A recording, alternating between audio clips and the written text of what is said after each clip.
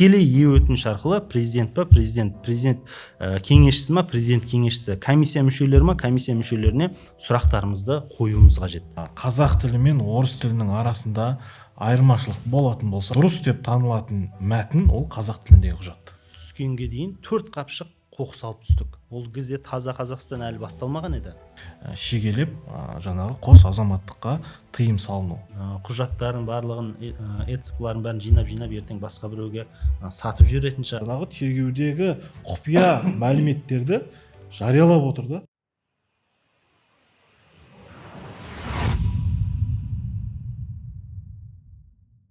Еліміз үшін аса маңызды, қоғам болашағына тікелей әсер ететін жаңа конституциялық жобаны осы подкастта талқылау үшін сіздерді арнайы шақырып отырмыз.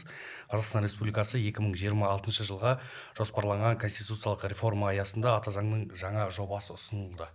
Оны жаңада жоғарыда айтып өткендей, тек қана мемлекеттік арналарда емес, осындай ашық алаңдарда дискуссия ретінде барлығымыз ашық қоғамда талқылауымыз керек. Әрине, енді қазір ата заң жаңадан жазылғаннан кейін, халықтың жалпы талқылауына ұсынылғаннан кейін бірер баптар ғана әлеуметтік желіде өте қатты талқыланып жатыр. Әрине, оған да тоқталамыз. Біз енді бүгінгі осы бір подкастта осы конституцияның ең алғашқы преамбуласынан бастап, кіріспесінен бастап барлық баптарды, өзгеріске ұшыраған баптардың негізінде талқыласақ деген ниет болып тұр. Ендеше арнайы осында бізге қонақ ретінде келген құқықтық және саяси пікір білдіру үшін алдымен жас ғалым, қоғам кеңесшісі Бағдат Анарбаева ханым, қош келдіңіз. Қош көрдік. Одан кейін дінтану мүшесі, сіз жас ғалым ретінде арнайы Шығарбай Алмасбек мырзаны шақырып отырмыз, және Әкежан Кеңесов, қоғамдық кеңес мүшесі, саясаттанушы. Қош келдіңіздер.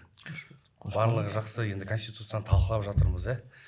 Бірінші конституциялық комиссияның 30 қаңтардағы отырысында жаңа конституция преамбуладан 11 бөлімнен және 95 баптан тұратыны толығымен жаңартылғаны тіпті кіріспесінен бастап айтылды.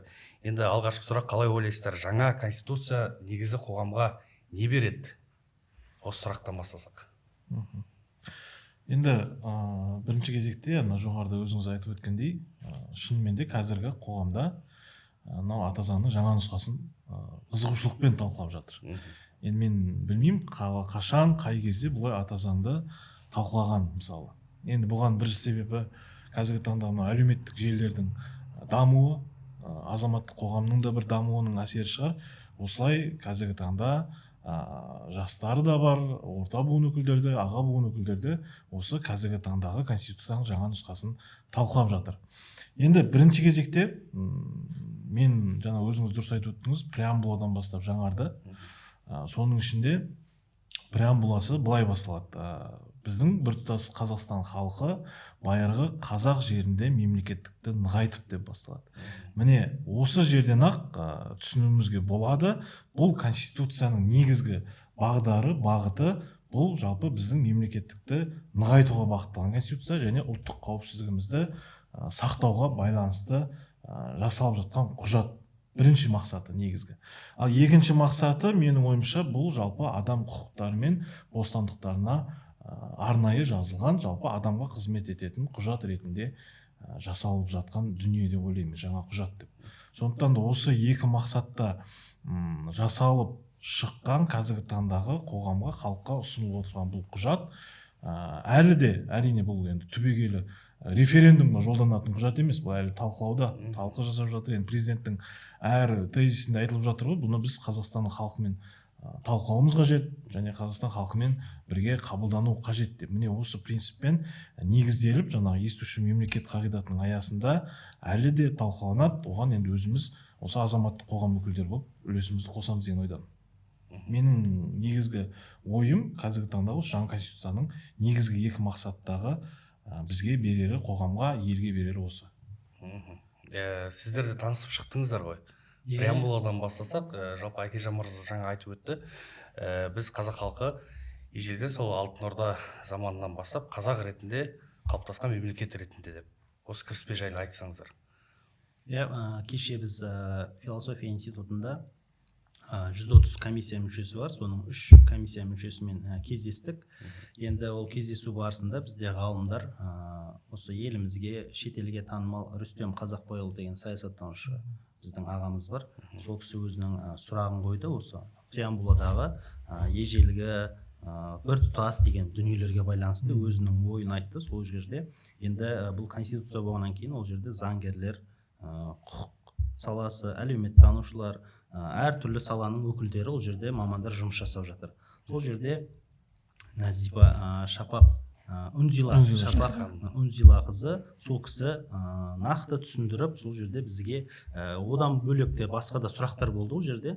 Айдар Әміребаев саясаттанушы, ол кісі де мынау қазіргі әлеуметтік желілердегі сұрақтардың, біз осы қазір ғалымдармен кездесіп отырмыз, бірақ енді бұл әлеуметтік желідегі жастармен, белсенділермен кездескен кезде бұл қалай болады деген кезде екінші біздің депутатымыз ол жерде әлеуметтік желідегі азаматтардың да пікірлері ескеріліп жатқандығын, оларды біз сырып, олар басқа қоғамның мүшесі емес, олар да біздің қоғамның мүшесі, олардың да пікірлері орынды. Егер мәдениетті түрде біз өз пікірімізді жеткізе алсақ, ол пікірлердің барлығы ескерілетіндігі, және де сол комиссия мүшелері тарапынан 4000-ға жуық бүгінгі таңда сұрақтар келіп түскендігін алға тартып отыр. Бұл дегеніміз біздің қоғамдағы азаматтық қоғамның және де саяси халықтың сауаттылығының артып келе жатқандығын. Бұрын мысалы сайлауларда қарасақ, мен бармасам да не өзгереді деген секілді мәселе қазір жоқ.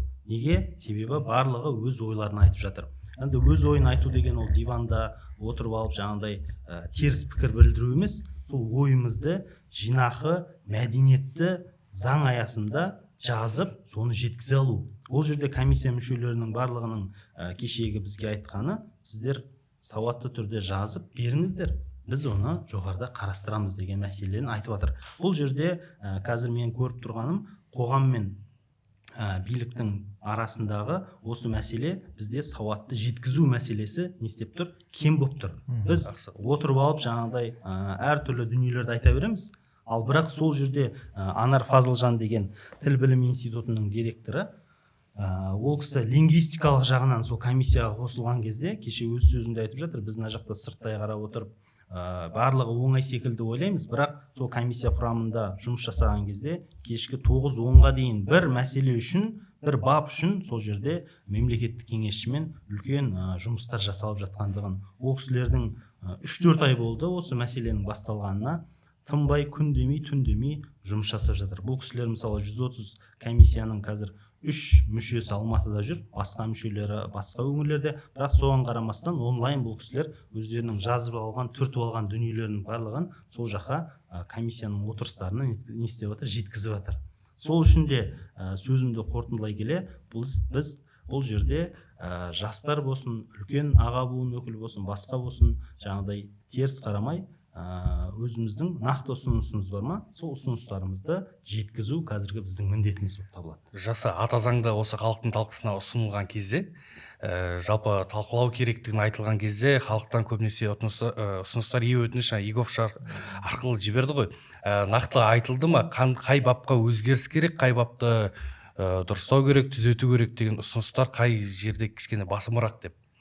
Ол енді қазір көп қарасақ, тек қана 9-шы бапқа қазір не істеп тұр адамдар. Ал енді ол жерде ол тек қана бір бап емес, ол жерде енді өзіңіз айтып өткендей 95 бап. Ал енді біз тіл мәселесі, біз жалпы мемлекет деген кезде тіл, діл, дін дейміз, осы 3 категориямен қарастырамыз.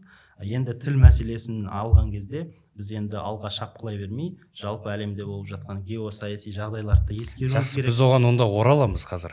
Біз конституцияны көрермендерге де, халыққа да түсінікті болсын деп арнайы сіздермен бірге қазір кіріспеден бастап талқылап отырмыз. Бағдат ханым, өзіңіз конституцияны танысып шықтыңыз ғой? Қазіргі таңда енді танысып жатырмын деп айтсам болады. Бізде де түрлі осы бағыттар бойынша әріптестерімізбен осы диалог алаңдары болып жатыр. Жастармен, осы кәсіби мамандармен талқылап жатырмыз. Әрине де конституция бойынша көптеген сұрақтар туындап жатыр. Енді ең басты айтып кететін жағдай бұл жерде осы өзгерістер жаңадан енгізіліп жатқан еліміздің тұрғындарының көбісін бей-жай қалдырмады. бұл шынымен де өте қуантатын жағдай, өйткені ол жерде сөгіс болсын, ол жерде ұсыныс болсын, қолдау болсын, өйткені біздің еліміздің жастары болсын, үлкен кісілер болсын, олар барлығы осы елімізде болып жатқан өзгеріске бей-жай қарамай, барлығы осы саяси өзінің пікірін білдіруге атсалысып жатыр деп айтсам болады. Әрине де бұл жерде енді жаңа айтып кеткендей бірнеше тақырыптар бар. Көбінесе халық тұрғындарымыз осы сол тақырыптарға басым көңіл бөліп сол жаққа кейде сөгістер айтып жатыр, қолдау білдіріп жатыр. Бірақ жаңа айтып кеткендей преамбуладағы сөздер, мысалы бір біздің біртұтас ел екенімізді, ежелгі тарихы бар ел екенімізді бекітіп кеткен. Менің ойымша бұл тек қана біздің бағытымызды еліміздің айқындаған жоқ, сонымен қатар көптеген бізде бірнеше жылдар бұрын осы әлеуметтік желілерде көп араңдатушылар болған. Осы біздің еліміздің тарихы жайлы, сонымен қатар өткен өзіміздің ата-бабаларымыздың осы еліміз дамуына қосқан үлесі жайлы осындай кері дұрыс емес осы ақпараттар таратып жатқан сондай араңдатушыларға менің ойымша бұл нақты және де үлкен жауап деп айтсам болады. Сондықтан бұндай мәселелер біздің конституциямызда қазіргі таңда ол бекітілгені, сонымен қатар біздің осы жаңа бағыттарымыз осы заң мен тәртіп қағидасы бойынша болсын, таза Қазақстан қағидасы бойынша біздің бағыттарымыз, көзқарасымыз барлығы бекітілгені менің ойымша алдағы уақыттағы біздің осы еліміздің даму жолында көрсетеді, сонымен қатар біздің нақты осы тақырыптарға байланысты көзқарасымызды білдіреді деп ойлаймын. Жақсы, рахмет. Алмасбек мырза, өзіңіз тілге тиек еттіңіз, лингвистика мен тілге байланысты. Осы жаңа конституциямыз енді қазақ тілінде алғаш жазылып орыс тіліне аударылып жатыр. Дәл осы сәтте редакторлық кейбір баптарда қателер кетіп жатыр. Мысалы тілге байланысты медициналық жаңағы тегін сөздерінің алып тасталуы, және осы жерде айта өтіңізші, енді жаңа конституцияда қазақша және орысша мәтіндердегі айырмашылықтар жайлы. Енді бұл жерде айырмашылығы біздің қолданыстағы конституциямызбен қазіргі жобаны салыстыратын болсақ, ол қолданыстағыда енді орысшадан аударылғаннан кейін жаңағы сол комиссия мүшелерінің айтуы бойынша кешегі көптеген ол жерде қателіктер болған. Біз оны 30 жылдан асты қолдандық. Енді бізде мүмкіндік туып тұр өзіміздің жаңа ата заңымызды қазақ мәтінінде жаңағыдай бұрынғы кеткен тарихтан сабақ алып, бұрынғы кеткен қателіктерді қазір жаңа жобада не істеп жатыр мамандар, тіл мамандары соның ішінде жұмыс жасап, әрбір мәселеге детально олар не істеп жатыр, қазір жұмыс жасап жатыр. Бұл алдағы уақытта бір мәселе болған кезде спорный екі жағдай болмау керек.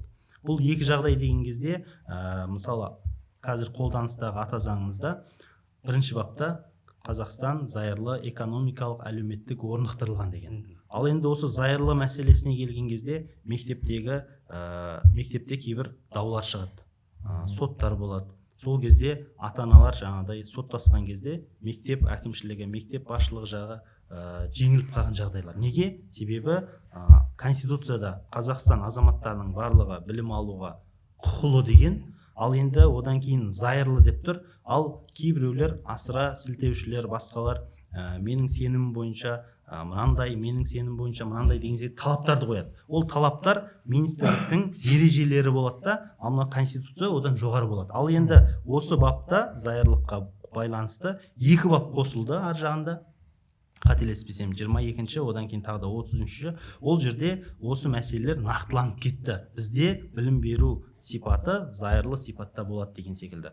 Сол үшін енді біз 95 баптың барлығын жіктеп қазір талдай алмаймыз. Себебі біздің құзыретіміздің шеңберінде олар жерде заңгерлер, тіл мамандары, тағы да басқа мамандар. Ал енді біз өзіміздің деңгейімізде осы мен кездескен мәселелерді айтып жатырмын. Енді тағы да бір қосатын мәселе, біз осы 2 күн алдын спортшылармен кездестік. Осы спорт саласындағы жаттықтырушылар және де сол спорт саласының басшылықтары.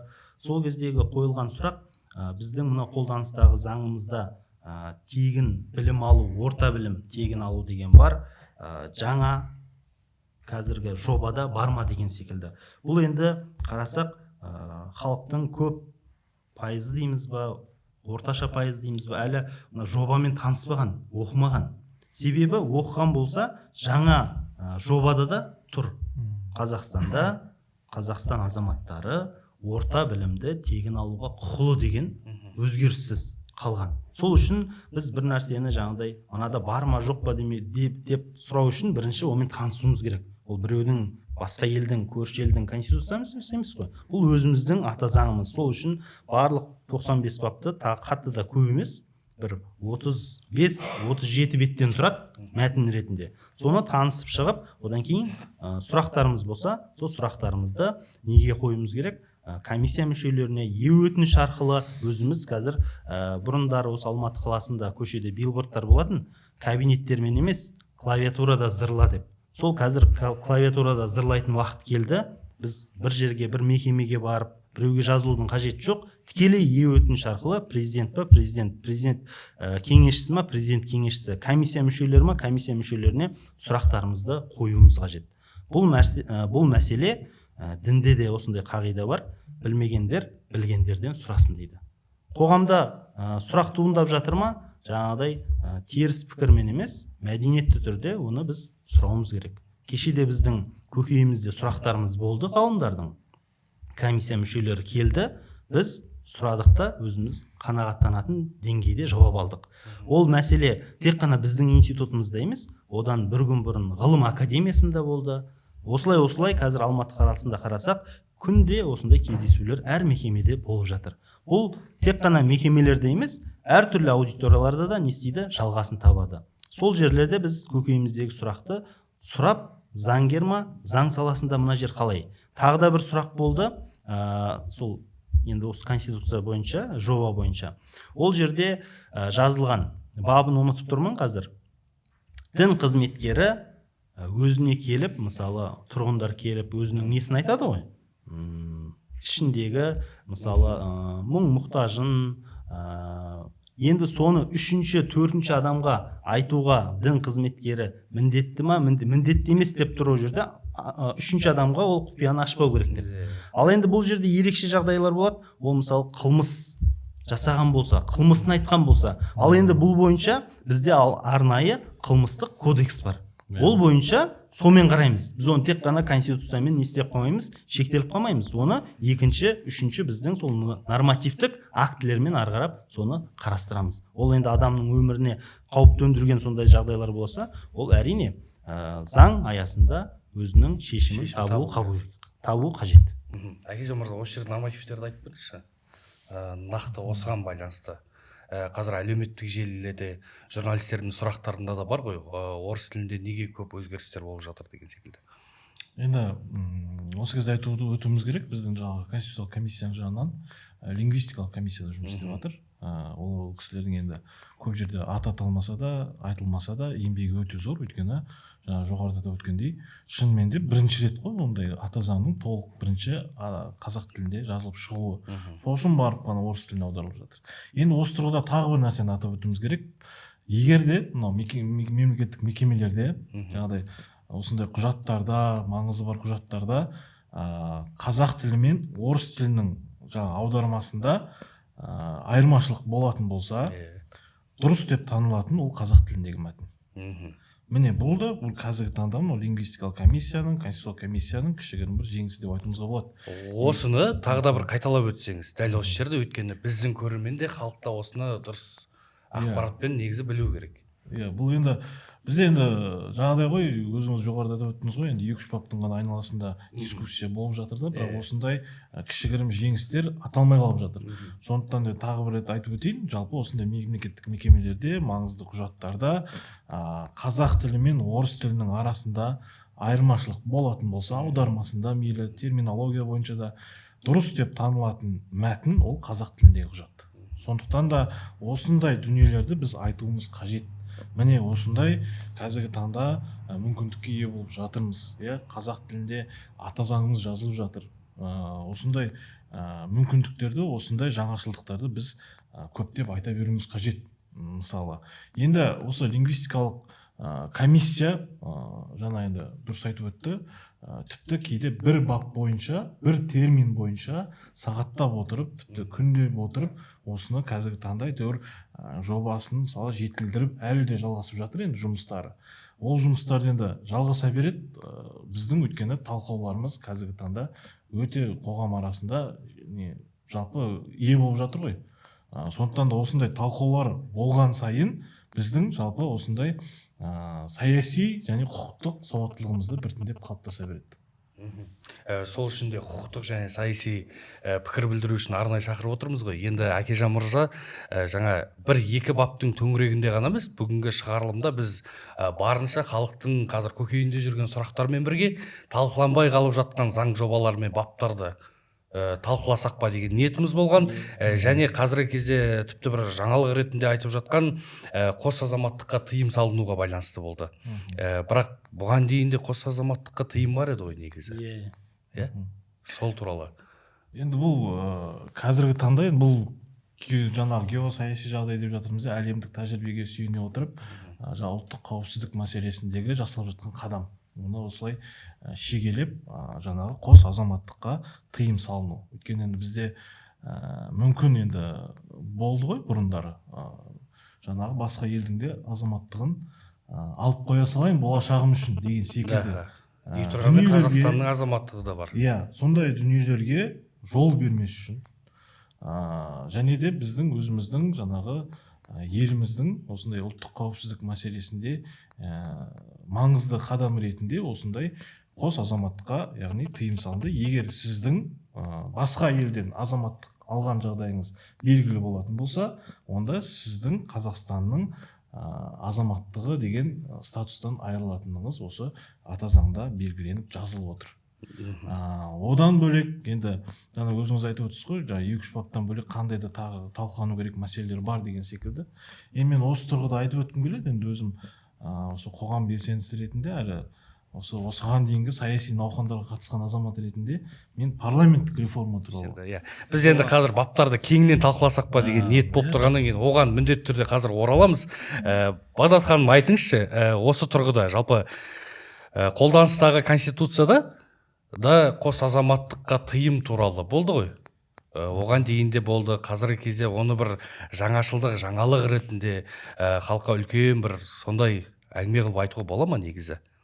Менің ойымша қазіргі енді жалпы әлемде болып жатқан осы геосаяси жағдайға байланысты менің ойымша бұл нәрсені қайтадан бір айтып кету керек. Өйткені қазіргі таңда жаңа әріптесім айтып кеткендей қоғам арасында да сондай пікірлер болуы мүмкін. Мысалы болашаққа қауіпсіздік мақсатында, енді болашақта не боларын білмейміз деп басқа елдік азаматтықтарды қарастыру деген сияқты.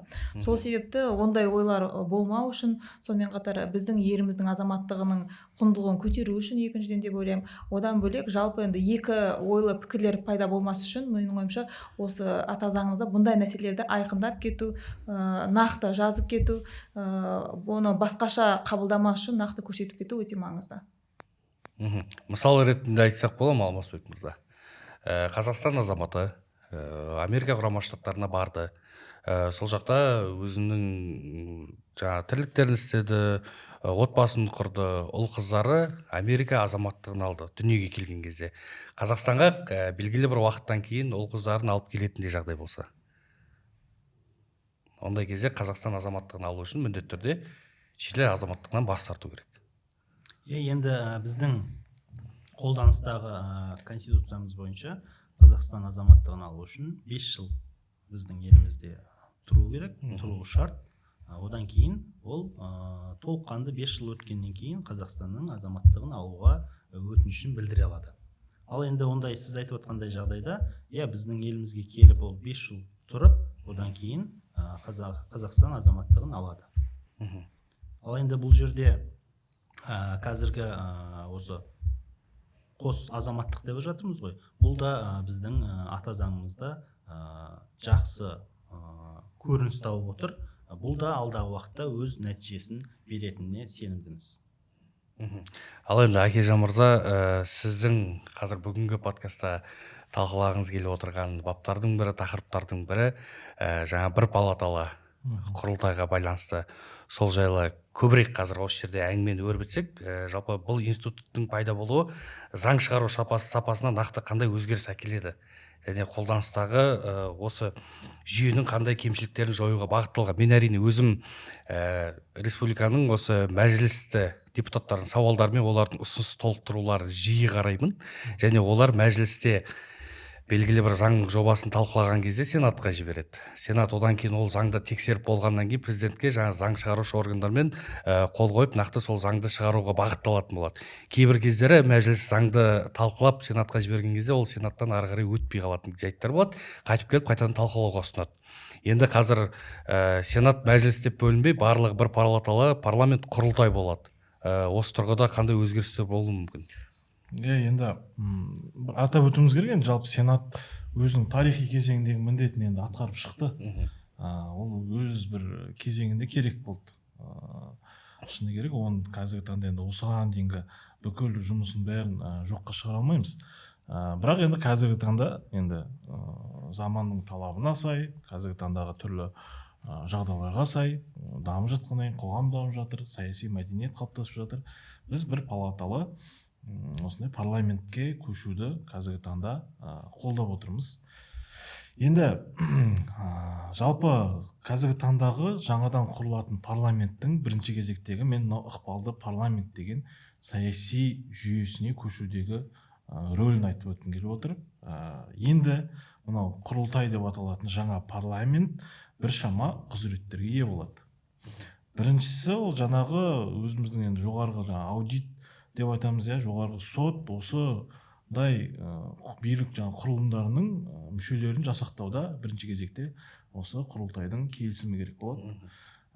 Енді одан кейін құрылтайда ассамблеяның да президенттікте квота болмайды, яғни барлығы бірдей пропорционалды жүйе арқылы саяси партиялар арқылы жасақталатын болады. Бұл да бір қазіргі қолданыстағы конституциядан айырмашылығы да осы шығар.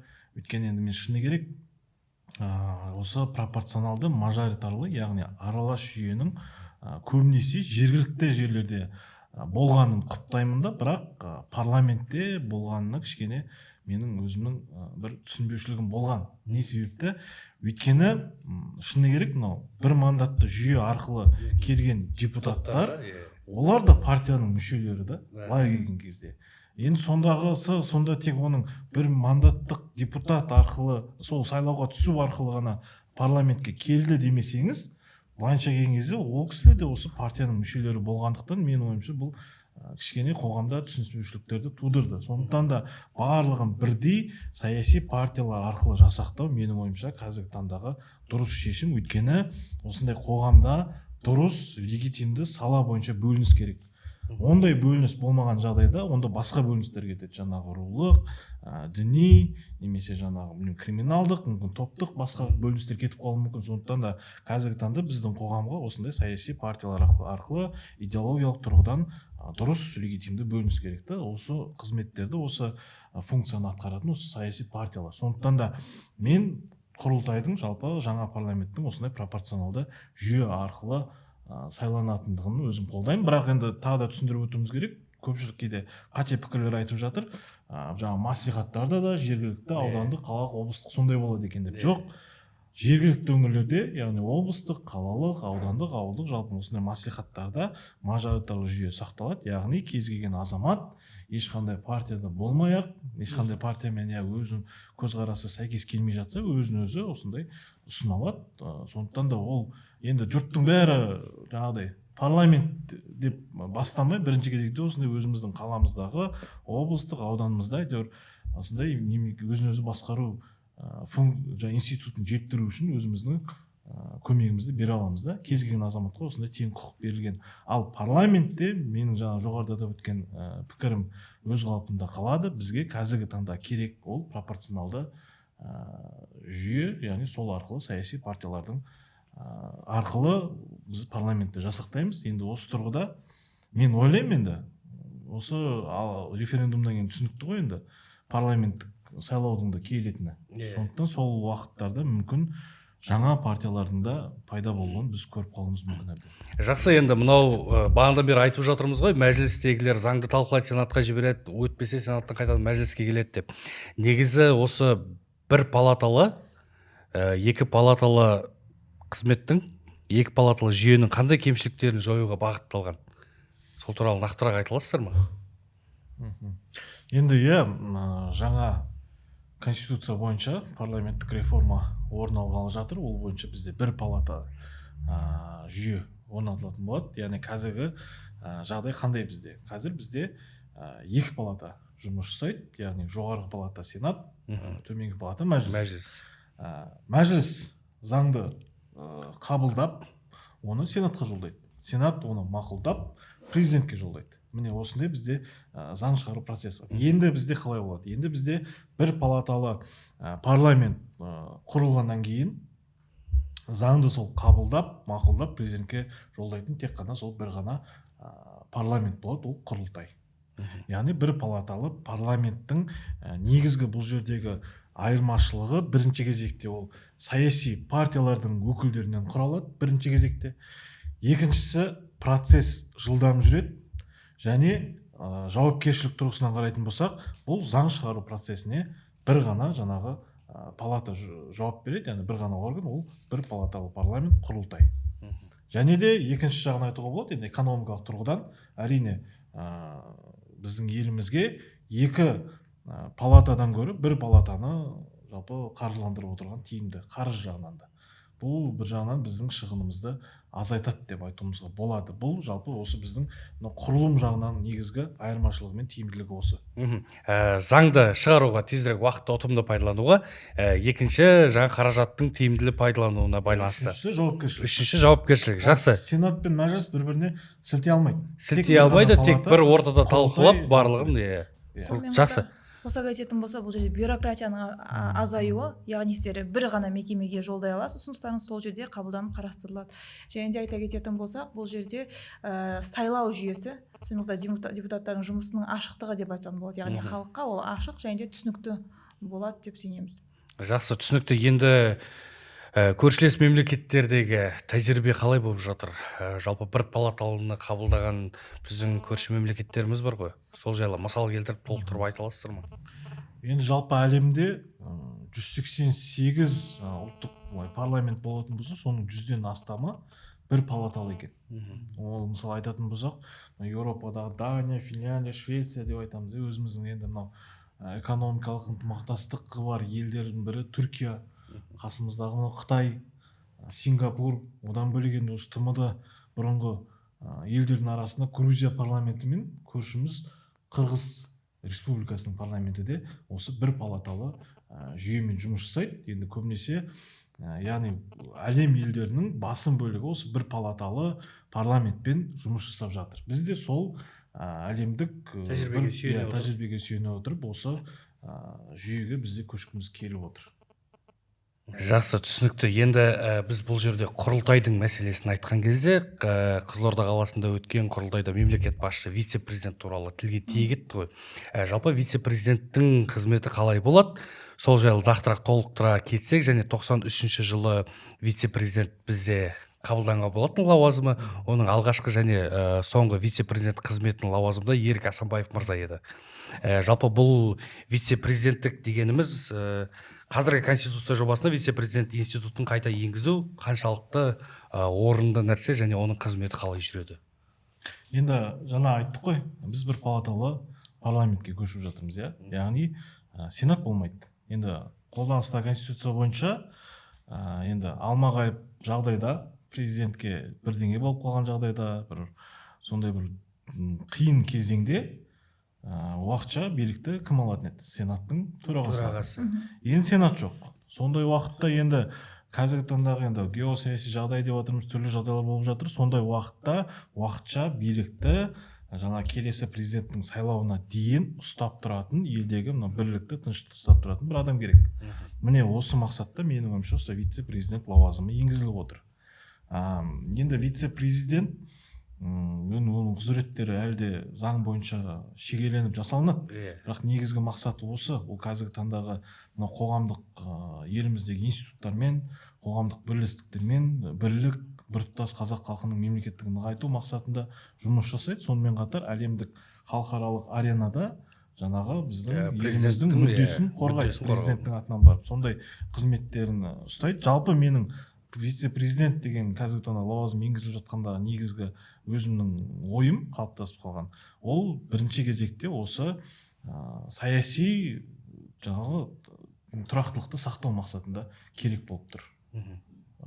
Вице-президент Сондықтан да жаңағыдай сенаттың төрағасы болмаған жағдайда осындай вице-президент сол уақытша билікті ұстап тұра алатын және келесі президенттік сайлауға дейін сол функцияны атқара алатын азамат ретінде енгізіліп отыр. Түсінікті, жақсы. Енді халыққа осы жағдайда дұрыстап түсіндіріп айтсақ, қолданыстағы конституцияда президенттен кейін билік, мысалы жаңағыдай алмағайып жағдай болған кезде сенаттың төрағасы, одан кейін ол кісі ол билікті қолына алмаған жағдайда мәжілістің төрағасы деген секілді.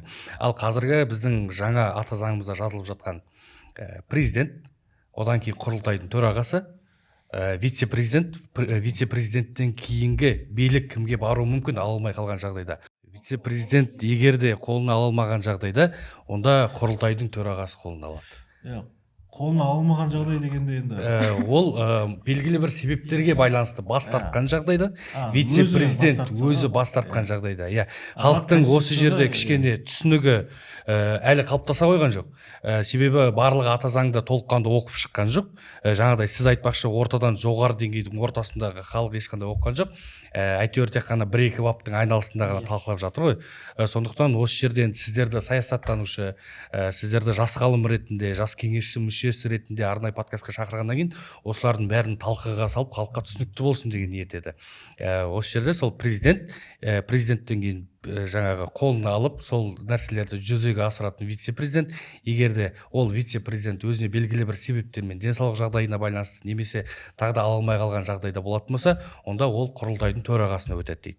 Егер құрылтайдың төрағасы тағы да белгілі бір себептер болып сол нәрсені халыққа дұрысырақ түсіндірек дегенбіз ғой. Егер ол ала алмай қалған жағдайда, онда жаңа жоғары сотпен байланысты болып, солай талқыланады дейді. Жақсы, сіздер қалай ойлайсыздар? Негізі вице-президент президенттің жалпы өкілеттілігін арттыруға жақсы жұмыс істей ала ма?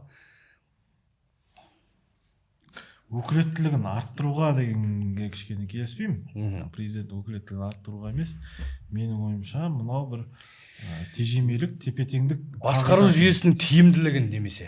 Солай айтуға болады шығар. Өйткені бірінші кезекте жаңағы басқарушылық жаңағы тепе-теңдік, тежемелік қағидатына әсер етеді деп айтайын. Сосын вице-президент тағы бір айтылатын дүние, ол президентпен тағайындалады. Енді біздің әлемдік тәжірибеде әртүрлі бар ғой, практика. Вице-президент сайланады, болмаса тағайындалады деген секілді. Бізде тағайындалады. Енді осы тұрғыда кішкене көріп жүрмін, әлеуметтік желілерде де біршама пікірлер айтылып жатыр. Неге тағайындалады, неге сайланбайды деген секілді. Енді осы тұрғыда менің өзімнің пікірім, ол біздегі мынау саяси тұрақтылықты сақтау үшін шығар. Сондықтан да менің ойымша қазіргі таңда, жоғарыда да айтып өттім, конституцияның біздің қазіргі таңда негізгі мақсаты бұл мемлекеттікті нығайту, жаңа ұлттық қауіпсіздік мәселесі. Осы тұрғыдан президенттің вице-президентті тағайындауы дұрыс шешім, және мүмкін енді әрине алдағы уақыттағы бір 50-100 жылға біз енді болжам жасай алмаймыз. Өйткені қазіргі таңда заман өзгеріп жатыр, әлемнің ахуалы өзгеріп жатыр. Мүмкін кейін сайланатында келетін шығармыз сондай бір. Сол уақытқа. Сол уақытқа. Енді мысалы ақш-тың не айтады көбінесе моделін. Ол жақта енді вице-президент, президентпен бір қатарда сайлауда жүреді. Президент бір штатта жүрсе, вице-президент екінші штатта жүріп сайланып сөйтіп жүреді. Енді ол бөлек модель. Ол жаңағы ақш-тан немесе Еуропадан, анадан мынадан біз жинап ала бермеуіміз керек. Біз қазіргі таңдағы осындай өзіміздің қоғамның сұранысына сай жасауымыз керек қой. Біздің қазіргі таңдағы бізге керегі де сол біртұтас Қазақстан халқы, біртұтас қазақ халқының мемлекеттігі. Міне осы мақсатта вице-президент тағайындалғаны дұрыс, және жоғарыда атап өткендей бұл саяси жаңағы тұрақтылықты қамтамасыз етеді. Сонымен қатар осы жерде қосып кететін болсам, бұл жерде вице-президент осы президентпен тағайындалады, бірақ ол конституцияда да жазылған, ол президентпен тағайындалғанның өзінде де құрылтайдың келісімімен, яғни президент өзінің жаңа жобада жазылған. Жаңа жобада жазылған, ол вице-президент тағайындалатын кезде ол президентпен ұсынылады құрылтайға, кейіннен сол келісім, құрылтайдың келісімімен президент оны тағайындайды. Яғни ол жеке тағайындау деген болмайды. Сонымен қатар бұл жерде де вице-президентке белгілі талаптар бар. Ол партия мүшесі болмау керек, сонымен қатар белгілі қағидаларға да сай болу керек деген сияқты. Және де әрине де бұл жаңа лауазым осы президенттен бөлек біздің осы елімізді халықаралық аренада көрсететін, сонымен қатар еліміздегі саяси партиялар бар, саяси қоғамдастықтар бар, солармен жұмыс істейтін, сонымен қатар тағы да бір маман қосатын болса, менің ойымша бұл президенттің осын жалпы биліктің жұмысын нығайтуға көмектеседі деп ойлаймын. Жақсы, түсінікті. Енді мен жаңа жобада көзімнің шалып қалған сіздермен бөлісейін. Оны бастапқы бірден барлығы негізі көргенде шығар. Жаңа конституция жобасында алғаш рет азаматтардың құқықтарын цифрлық ортада қорғау туралы норма бекітілді. Жалпы бұл құқықтарды күнделікті өмірде қорғау үшін мемлекет қандай нақты механизмдер мен бақылау құралдарын енгізуді жоспарлап отыр? Қалай ойлайсыздар? Бұл жерде бұл мәселе былай ғой, біздің отандастарымыздың нелері, данныйлар дейміз ғой, жаңағыдай жекелеген топтарда өтіп кетіп сондай бір жағдайлар болды ғой. Енді соған байланысты бізде мынау цифрлық министрлік құрылды. Енді осы жағын, бұл енді ұлттық қауіпсіздікпен байланысты біздің отандастарымыздың құжаттарын толыққанды басқа бөтен әртүрлі ойдағы ниеттегі адамдарға өтіп кетпеудің алдын алу, цифрлық деп қазір біз барлық нәрсені цифрландырып жатырмыз.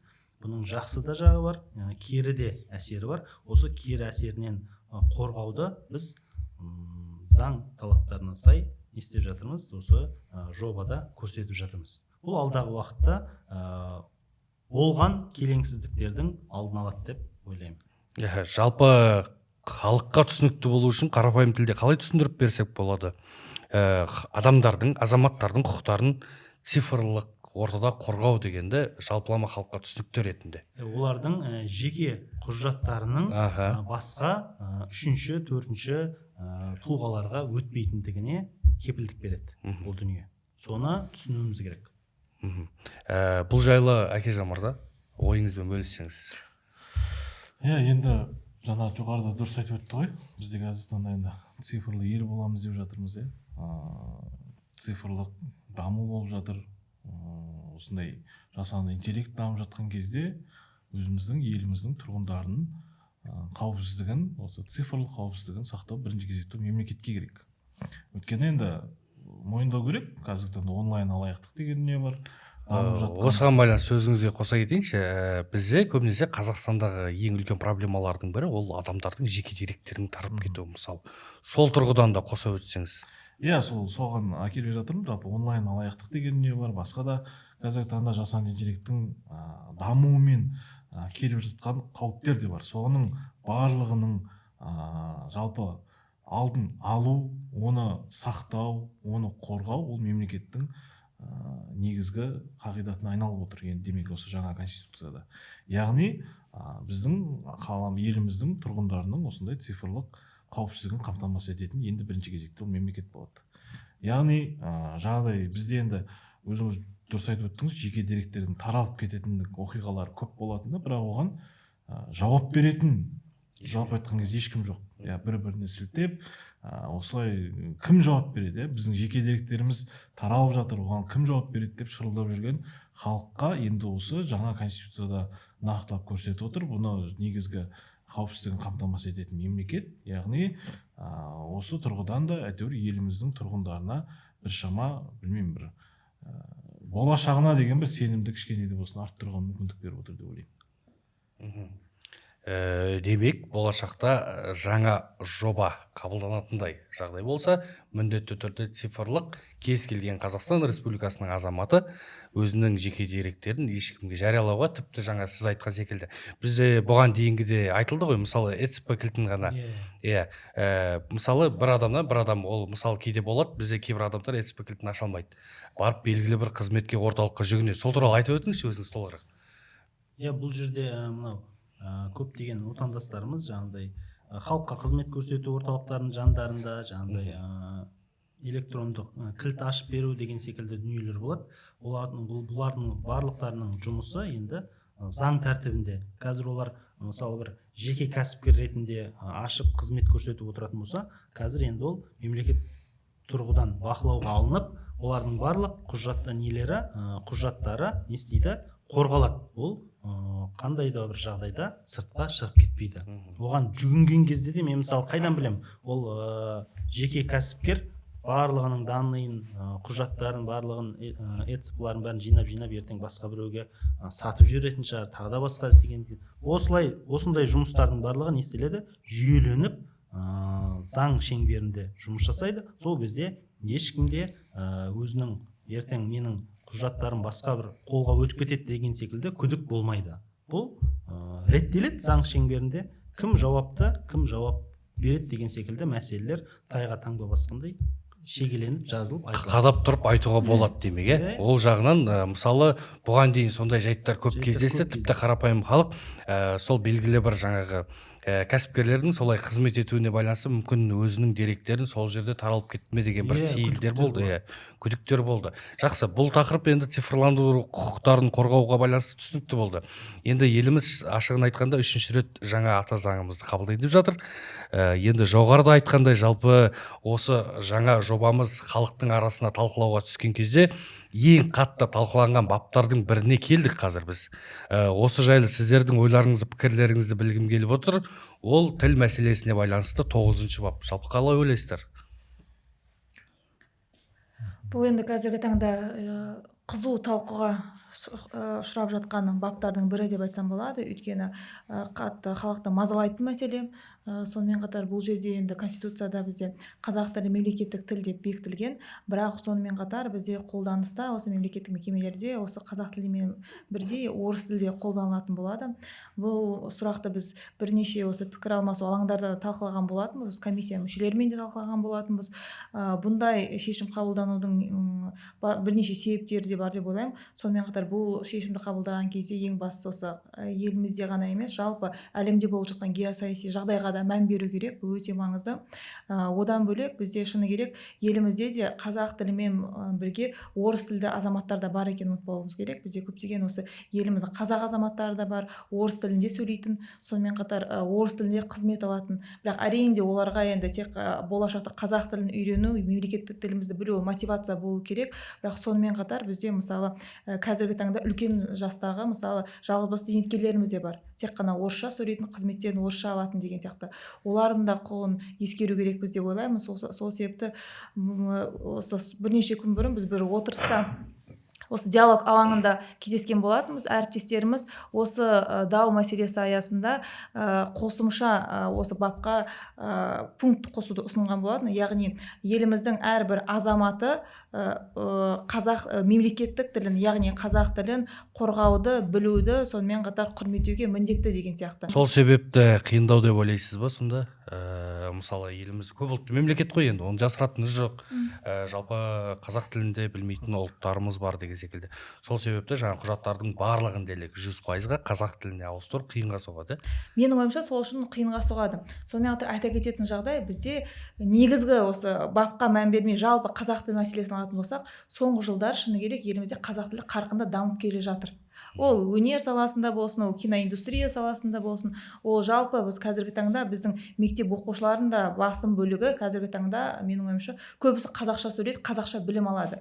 Шамамен осы 10 жыл бұрын салыстыратын болсақ, бізде көбінесе мектеп түлектері жартынан көбісі орыс тілінде білім алатын болса, қазіргі таңда бұл жағдай керісінше ауысып жатыр деп ойлаймын. Сондықтан толыққанды біздің жалпы мемлекеттік мекемелердегі жұмыс көрсету жүйесі, құжаттарымыз қазақша болуына біз ерте ме кеш пе әрі келеміз болашақта. Ол Конституцияда бекітілсе де, бекітілмесе де біз оған алдағы бірнеше жылда келеміз деген ойдамын негізде. Бірақ қазіргі таңда жалпы осы қазақ тілі мен орыс тілі мәселесі бойынша Конституциядағы баптарға келетін болсақ, менің ойымша бұл жағдайда тек қана осы ішкі жағдайға қарап қана емес, сонымен қатар сыртқы жағдайға, әлемдік жағдайда болып жатқан жалпы жаңалықтарға көңіл бөле отыра шешімді қабылдау керек сияқты. Жақсы, әлем демекші осы тұрғыда Әкежан мырза, жалпы сіздер енді геосаяси деген тіркесті көбінесе тілге тиек етесіздер.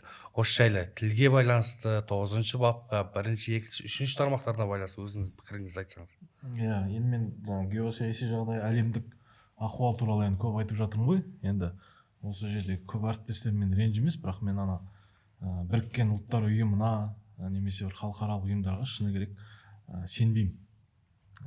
Бір жағдай болған жағдайда бізді біріккен ұлттар ұйымы қорғайды екен, халықаралық ұйымдар қорғайды екен деп мен шыны керек оған сенбеймін. Және оны енді қазіргі таңдағы жағдайларды айқындап көрсетіп беріп жатыр ғой. Шыны керек, иә. Тып-тыныш тұрған, былай қарасаңыз, қай заманда білмеймін, бір елдің президенті алып кетіп жатыр мысалы. Тыныш тұрған мына Гренландияны аламыз деп жатқандар да бар мысалы. Одан бөлек тыныш тұрған Донбасс пен Қырымды да менікі деп жатқандар бар. Сондай жағдайда біріккен ұлттар ұйымы немесе халықаралық ұйымдардың қазіргі таңдағы мына қауқарсыздығын көріп отырмыз өзіміз, өз көзімізбен. Сондықтан да бізге қазіргі таңда біреуге арқа сүйеуге болмайды. Өзімізге ғана арқа сүйеуіміз қажет, және өзіміздің мынау қазіргі таңдағы күшімізді де білуіміз қажет. Әрине қазіргі таңда түрлі эмоциямен біраз дүниені айтуға болады. Енді менде шыны керек, көбінесе дау болып жатқаны, талқыға түсіп жатқаны 9-шы баптың 2-ші тармағы. Енді бұл тұрғыда айтатыным, мен жалпы тыйым салумен жеңуден гөрі оны көбінесе ағартушылықпен жеңуге болады деп өзім ойлаймын. Яғни біз тілімізді дамыту осы ағартушылықпен келу керек деп есептеймін. Біз қазіргі таңда мен жаңа деректерді естіп жатырмын да, осы біздің биылғы 2025 жылы бітірген түлектер, мектеп оқушылары 76% қазақ тілін таңдапты. Мысалы, қазіргі таңда осындай керемет көрсеткішке жетіп келіп тұрған кезде осындай бір баптың тармағын өзгертеміз деп, одан да үлкен бір қиын жағдайға тап болып қалмаймыз ба дегенде сұрақ туады. Ол заңдылық. Мен жаңағы бұл Конституцияда осындай жалпы талқыға түсіп жатқан даулы мәселелерді жоғарыда атап өткендей мемлекеттік қауіпсіздік, ұлттық қауіпсіздік тұрғысынан қараған кезде кішкене де болсын өзіміз сұраққа жауап ала аламын. Сондықтан да осылай қарауға кішкене кеңес беремін көпшілікке. Ал қазақтың тілі ол ешқашан өлмеген. Қазақ тілі ол біздің ұлттың жаны. Өлмейді де, иә? Өлмейді де. Өйткені қазір 76% болсақ, енді жыл сайын біздің мынау демографиялық әсер етіп жатқан шығар. Өзіміздің мынау қазіргі таңда енді қарасаңыз, кез келген мынау контентті ашып қарасаңыз, қазақша баламасы бар. Мынау теле арналарда да, одан бөлек енді мынау прокаттарда да, кинотеатрларда да миллиардтап касса жинап жатқан өзіміздің қазақ тілді фильмдер ғой. Яғни біздің қазақ тіліміз қазір де дамып жатыр және болашақта да дамиды. Мен оған сенем және қорықпаймын. Және де айтатыным, осындай қазақ тілін дамытуымыз үшін біз өзіміз бірінші өзімізден бастауымыз қажет. Қарапайым ғана дүние ғой, өз арамызда осы қазақ тілінің дамуы үшін бірдеңе жасайық. Оны әрине жаза беруге болады, осылай жасау керек. Оны енді өзіңіздің субъективті пікіріңіз ретінде айтыңызшы, жалпы не істеуге болады? Енді дұрыс, қазақ тілін біз қолданыстағы тіл ретінде, бір ғана тіл ретінде әрине біз сұрай аламыз көпшіліктен. Бірақ та белгілі бір мекемеге барған кезде, арақатынас құрған кезде белгілі бір адамдармен деген секілді міндетті түрде қазақ тілде сөйлеу керек. Мемлекеттік тілде, мемлекеттік тіл біреу ғана, ол қазақ тілі. Ол бірінші бапта айқындалған. Осы нәрсені ұмытпайық. Осы біз енді екінші тармаққа ғана бет бұрып соны ғана айтып жатырмыз да, 9-шы баптың 1-ші тармағында тұр мемлекеттік тіл қазақ тілі. Міне біз мемлекеттік мекемелерге, жаңағы жергілікті өзін-өзі басқару ұйымдарына барған кезде толыққанды қазақ тілінде мәлімет алуға, толыққанды қазақ тілінде қызмет алуға біздің мынау конституциямызда жазылған құқығымыз бар. Соны енді ең болмаса пайдаланып үйренейікші. Соның өзі мына тілдің дамуына үлкен әсер етеді. Біздің осы қазақ тілінің сұранысын арттырады.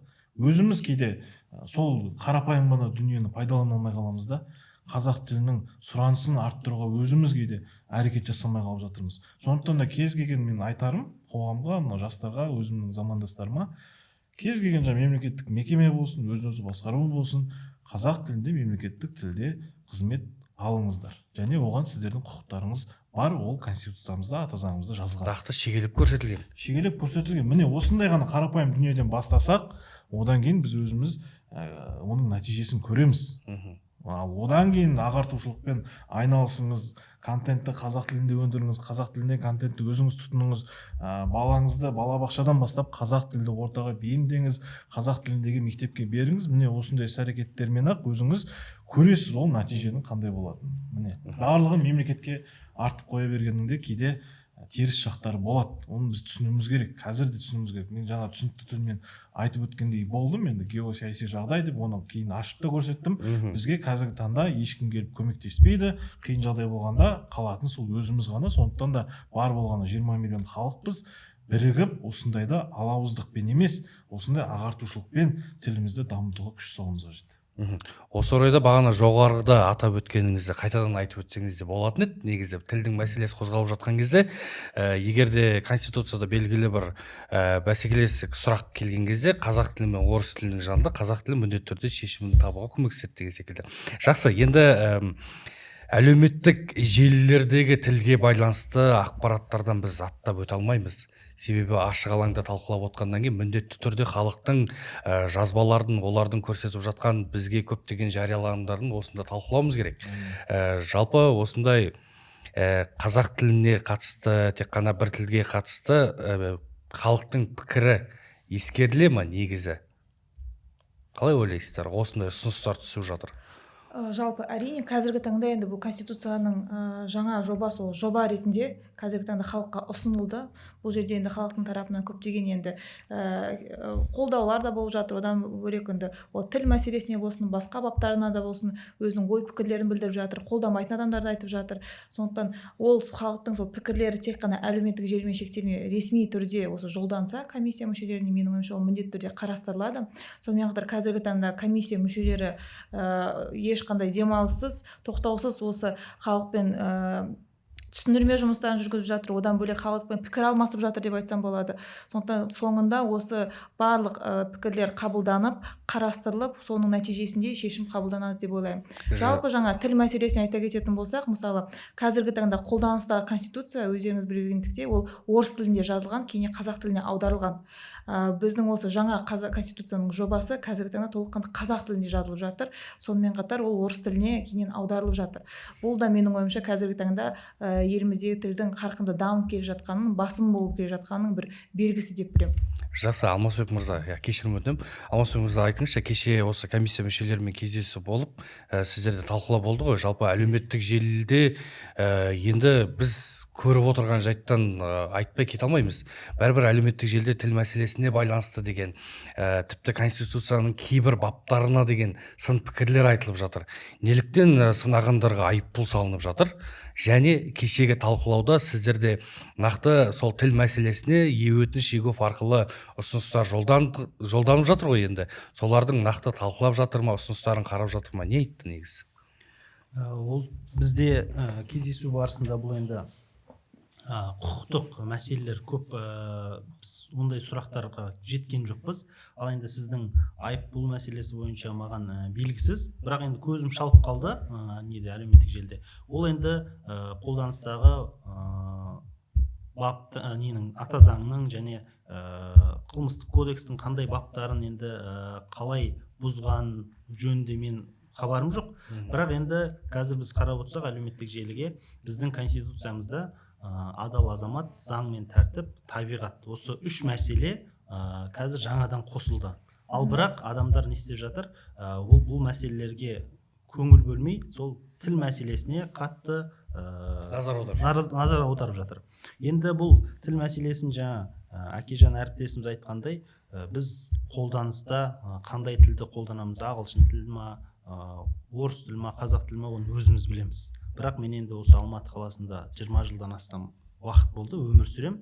Бірақ аулаларда қазақтар мен қазақтар өзге тілдерде сөйлесіп жатқан кезде біз енді бұны конституцияда былай жасайық деп бір әлеуметтік желідегі сондай бір топтардың емес, жалпы халықтың тарихи жағдайында, қазіргі жағдайда барлығын ескеруіміз қажет. Одан кейін бізге ешкім өз тілімізде ғылымды жасауға, өз тілімізде контент жасауға ешкім тосқауыл қойып жатқан жоқ. Иә, біз түсінеміз, бірақ қазақта айтады, пышақты өзіңе ұр, ауырмаса өзгеге ұр дейді. Сол үшін біз ата заңымыздың барлық баптарын қарап, зерттеп, одан кейін табиғат не үшін, табиғатты қорғау не үшін қосылды? Біз табиғатты қорғамай жатырмыз ба деген секілді сұрақтарды қарастыруымыз қажет. Мысалы, біз өткен жылы 4 әріптесімізбен көкжайлауға шықтық. Қайтарда соның басынан бастап түскенге дейін 4 қапшық қоқыс алып түстік. Ол кезде таза Қазақстан әлі басталмаған еді. Бірақ біз өзіміз, бірақ соның барлығын басқа планетадан туристер жасап жатқан жоқ, оның барлығын өзіміз жасап жатырмыз. Әдемілеп пакетке салып, көрінбейтін жерлерге тастап кете берген. Осы секілді мәселелерді біз не істеуіміз керек? Өзімізден бастап, бұл ел өзіміздіңкі, ата заң өзіміздіңкі, барлығын қазақта мақал бар, бір ауыл, әрқайсысы өзінің ауласын таза ұстайтын болса, барлық ауыл таза болады. Тура сол секілді біз мемлекетімізде әрқайсымыз өзіміздің отбасымыздан бастап тіл мәселесін дамытатын болсақ, сол кезде біз ол конституциямыз бар, жазылып тұр, ал бірақ соған қарамастан біз отбасымызда осы тіл мәселесін дамытып, мектепте, балабақшада ол автоматты түрде не болады? Сол күнге біз жетеміз. Жаңа 76% айтып жатырмыз, 80% айтып жатырмыз. Біз соған келе жатырмыз. Ал бірақ бұл жерде тағы да не істемеу керек? Асығыстық танытпай, біз өзіміздің отбасымыздан, отбасыдан басталады дейді. Отбасымызда біз соны бастауымыз керек. Біз кейбір кезде көреміз, үлкен мінберлерде қазақ тілі деп ұрандатып жүргендердің отбасында орыс тілде сөйлесетіндігін мен өзім жеке көзім талай жеткен. Сол үшін де әртүрлі ұрандарға, әртүрлі жаңағыдай жала ұстағандарға біз қосылып кетпей, саналы түрде, мәдениетті түрде біз оны ақылға салып, ол қалай болып жатыр, соны не істеуіміз керек, қарауымыз керек, және қазақ тілдің қолданысын өзіміз бастауымыз керек, өзіміз соны айналамыздан талап етуіміз керек. Жақсы, түсінікті. Енді Әкежан мырза, сізге бір сұрақ қойайыншы осы орайда. Жаңа Біріккен ұлттар ұйымына қатысты геосаяси жағдайға байланысты батыл ойларыңызды білдіріп отырсыз ғой. Енді мен бір әлеуметтік желіде ұсыныс, ол кісі нақты өтініш Егофпен сол ұсынысты комиссия мүшелеріне жіберді ме жібермеді ме нақты білмеймін. Дегенмен көзім шалып қалды. Мемлекеттік 9-шы баптың 1-ші тармағында мемлекеттік тіл қазақ тілі болды. Ол таңба басқанда белгілі. Екінші қолданыстағы орыс тілі. Және оның жанына не себепті біз мысалы ұсыныс ретінде түрік тілін, ағылшын тілін, тағы да басқа тілдерді қосып қоймасқа дейді. Қалай ойлайсыз? Жоқ, менің ойымша, ол дұрыс емес деп ойлаймын. Өйткені енді олай жасай беретін болсақ, енді әр азаматтың өзінің құқығы бар да, бізге қазіргі таңда басқа бір тілді үйренуге, оны қолданыс жасап, ол тілде контент өндіруге, жаңағыдай ғылыммен айналысуға деген секілді шектеу жоқ. Енді Бағдат ханым, көп ұлтты мемлекет болғанмен бізде тек екі ұлт емес қой. Сол себепті осыған өзіңіздің ойыңыз қандай негізі? Бізде басқа ұлттар да бар, мысалы, жалпы қалай ойлайсыз? Жалпы енді мен бұл сұрақта Әкежан мырзамен толықтай келісемін. Өйткені бізде шын керек көп ұлтты мемлекет. Бізде әр ұлт өз тілінде сөйлеуге, өз дәстүрлерін орындауға бізде ешқандай шектеу жоқ. Бірақ шыны керек енді орыс тілі бұл жерде болған себебінің бірі, өз басым ойлайтыным, ол жерде қазіргі таңда қандай ұлт болмасын көп ұлт өзара орыс тілінде сөйлеседі.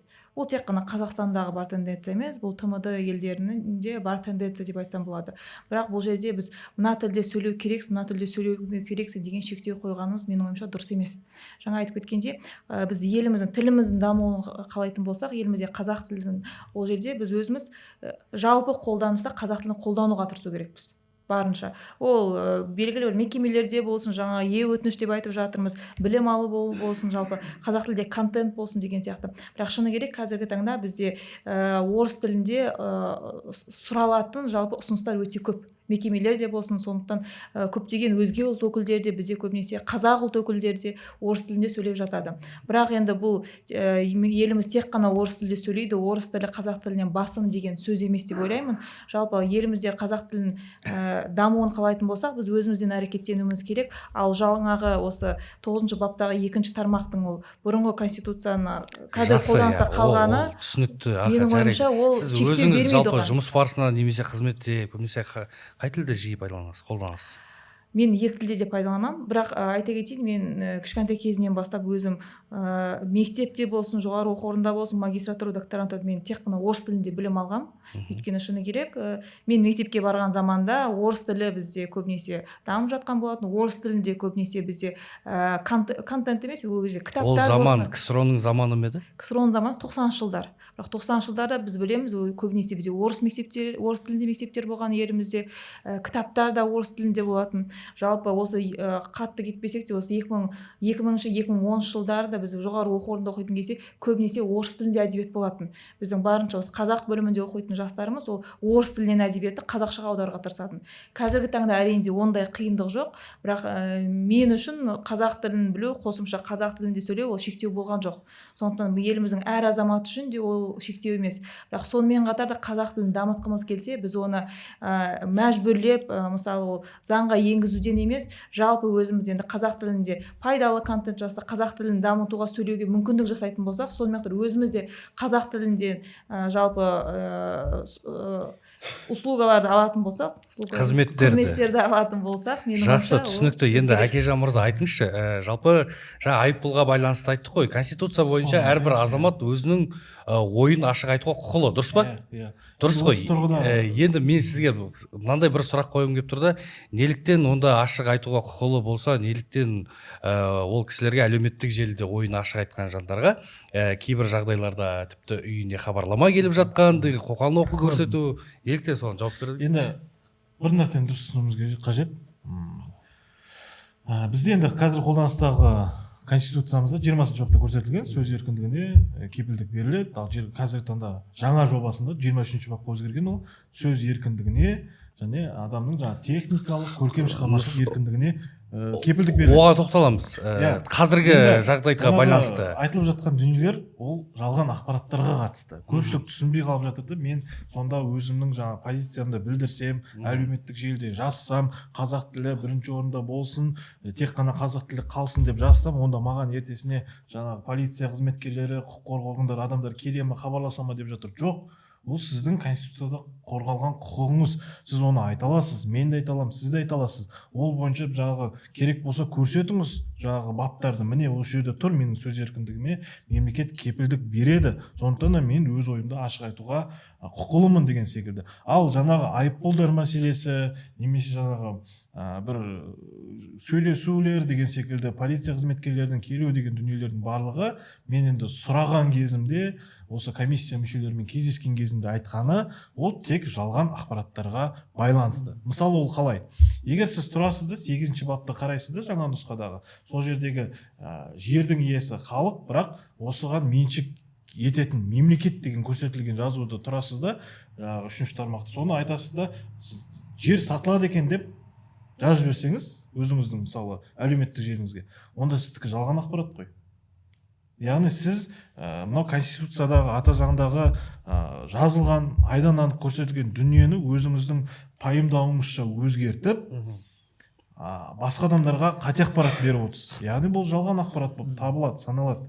Сондықтан да менің тек бұл айыппұлдармен, осындай полиция қызметкерлерінің хабарласуынан туындаған дүниелер көбінесе осы жалған ақпараттан деп ойлаймын. Жақсы, жалған ақпаратты көзіміз шалған тек қана осы жерге қатысты ғана ғой. Қазақстанның 20% жері сатылады дегенге байланысты. Ал енді жаңа сіз өзіңіз айттыңыз, азаматтық позициясын білдіріп, әлеуметтік желіде кез келген адам конституция бойынша өзінің ашық ойын жеткізуге болады деп.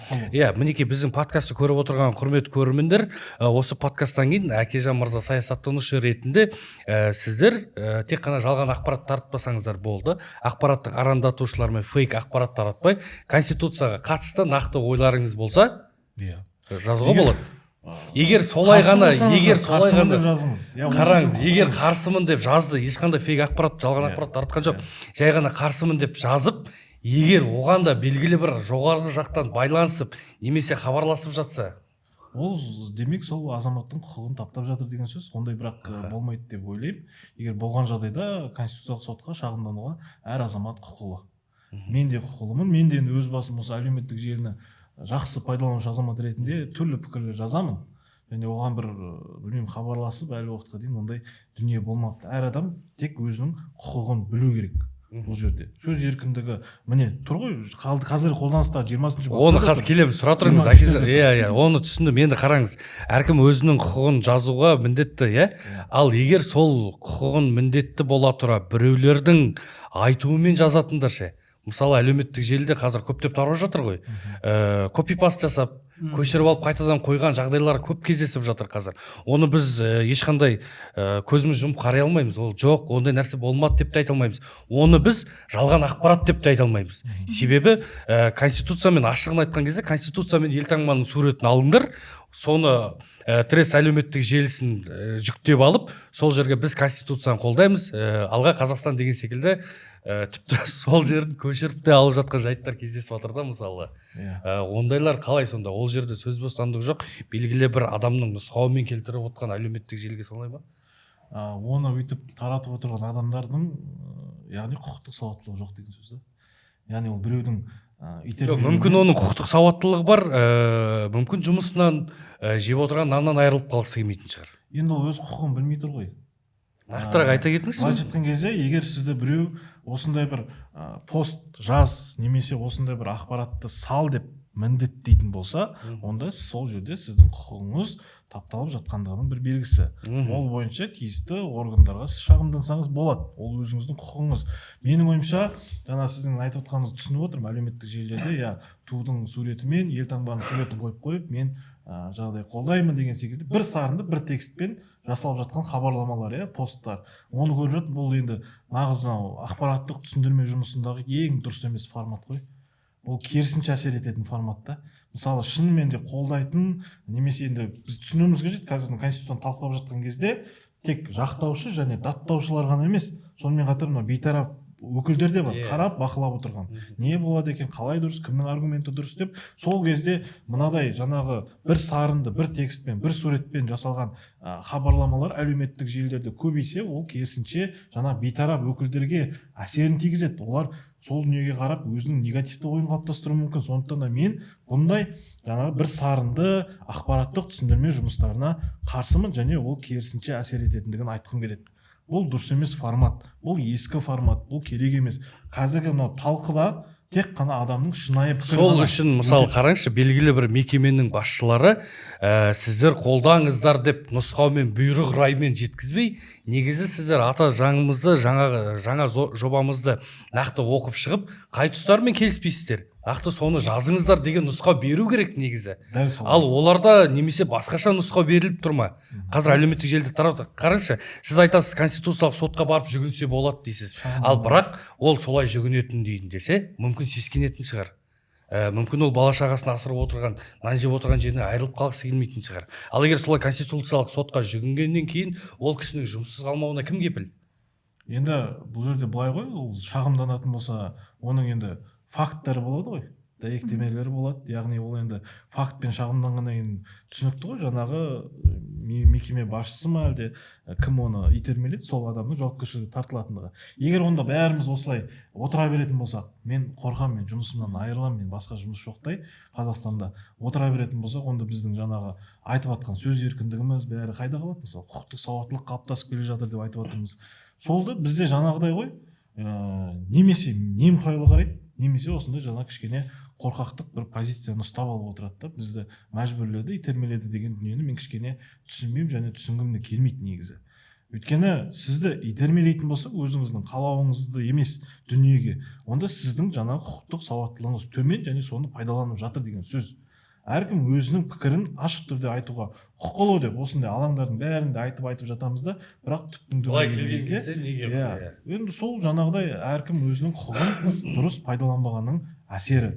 Ал егер де жаңағы сіз дұрыс айтып отырсыз да, кейбір азаматтар, кейбір ұйымдар өзінің енді инициативасымен шығар, мүмкін. Мен ойламаймын, оларға жоғарыдан жаңағы басшылықтан кейде барлық жаппай жасаңдар, осылай үйтіңдер, бүйтіңдер деп агитация жасайды деп. Кейбір адамдар болады, мүмкін мемлекеттік биліктік органдарға жағымпаздану мақсатында да жазуы мүмкін да, солай.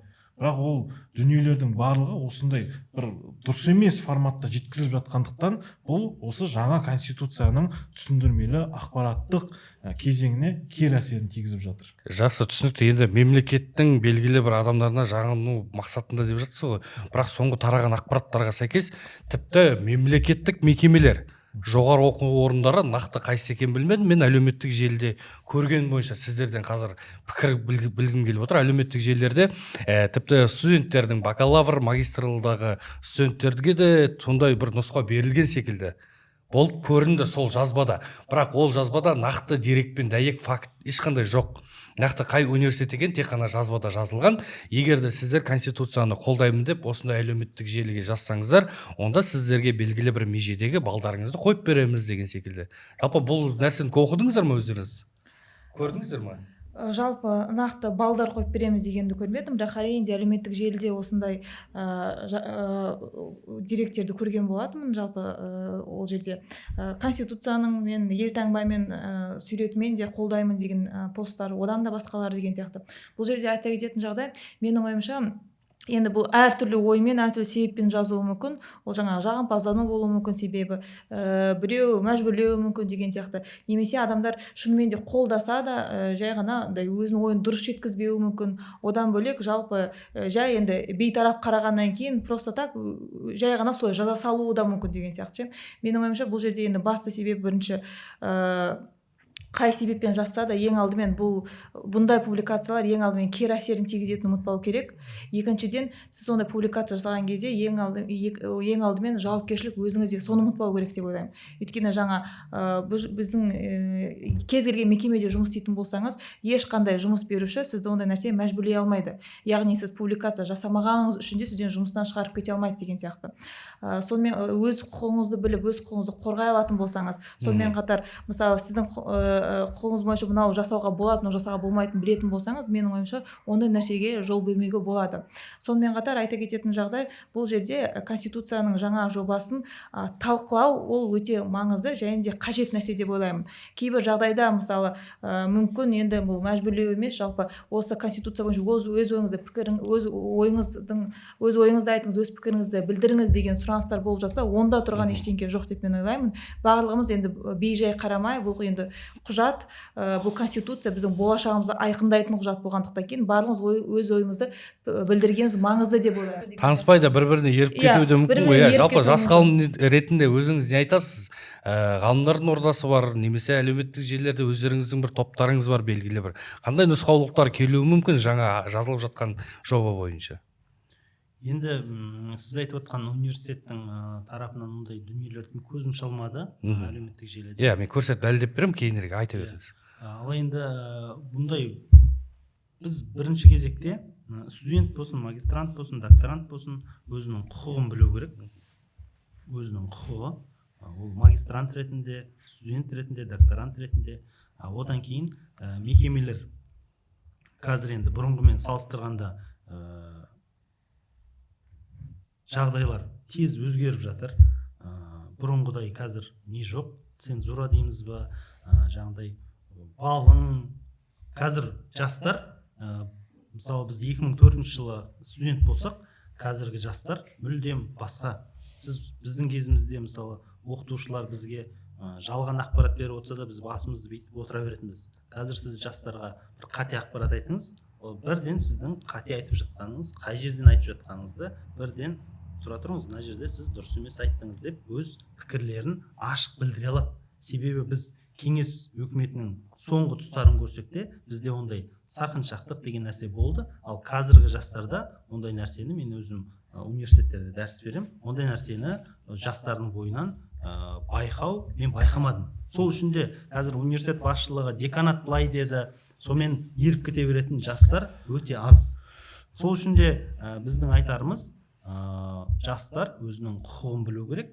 Жаңағыдай тапсырма берсе, ол қандай мазмұндағы тапсырма, ол не деп жатыр, ол заңмен түсініп, жобамен түсініп, еркін пікірлеріңізді білдіріңіздер деп жатыр ма, жоқ тек қана жаңағыдай соқыр сеніммен қолдаңыздар деп жатыр ма, осы мәселенің ара жігін ажыратып алу керек. Жақсы, түсінікті. Енді бұл мәселені талқылап жатқан кезде біз айналып келіп жаңа сөз бостандығына келіп тірелеміз. Жаңа жобада, жаңа ата заңымызда сөз бостандығы шектеле ме? Мысалы, бұрын сөзбен мен сіздерге мынаны айтып бере салайын, шығармашылық еркіндікке кепілдік берілетін еді, бірақ цензураға тыйым салынады. Дұрыс қой? Ал жаңа жобада қазір ақпарат тарату басқа адамдардың қадір қасиетіне, денсаулығы мен адамгершілік болмысына нұқсан келтіруіне, қоғамдық тәртіпті бұзбауы тиіс деп келеді. Сонда менде мынандай сұрақ. Бұқаралық ақпарат құралдары болсын, мысалы журналистер, менің белгілі бір әріптестерім болсын, белгілі бір ақпаратты таратады.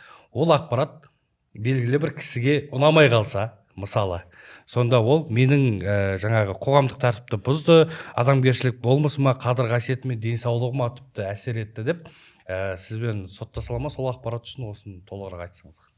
20 бапта айтылды, сөз еркіндігіне кепілдік беріледі, және 23 бапта да жазылған, сөз еркіндігіне кепілдік беріледі, техникалық, көркем шығармашылық, ғылыми еркіндігіне кепілдік беріледі, және мынадай жаңағыдай өзіңіз айтып өткендей адамгершілік болмысына, қадір қасиетіне нұқсан келтіруге болмайды деген. Енді бұл нұсқада мен сұрадым Конституция комиссия мүшелерінен, бұл қайдан алынған деген кезде, бұл әлемдік тәжірибедегі барлық Еуропа елдерде қолданатын Конституцияның мәтіні деді.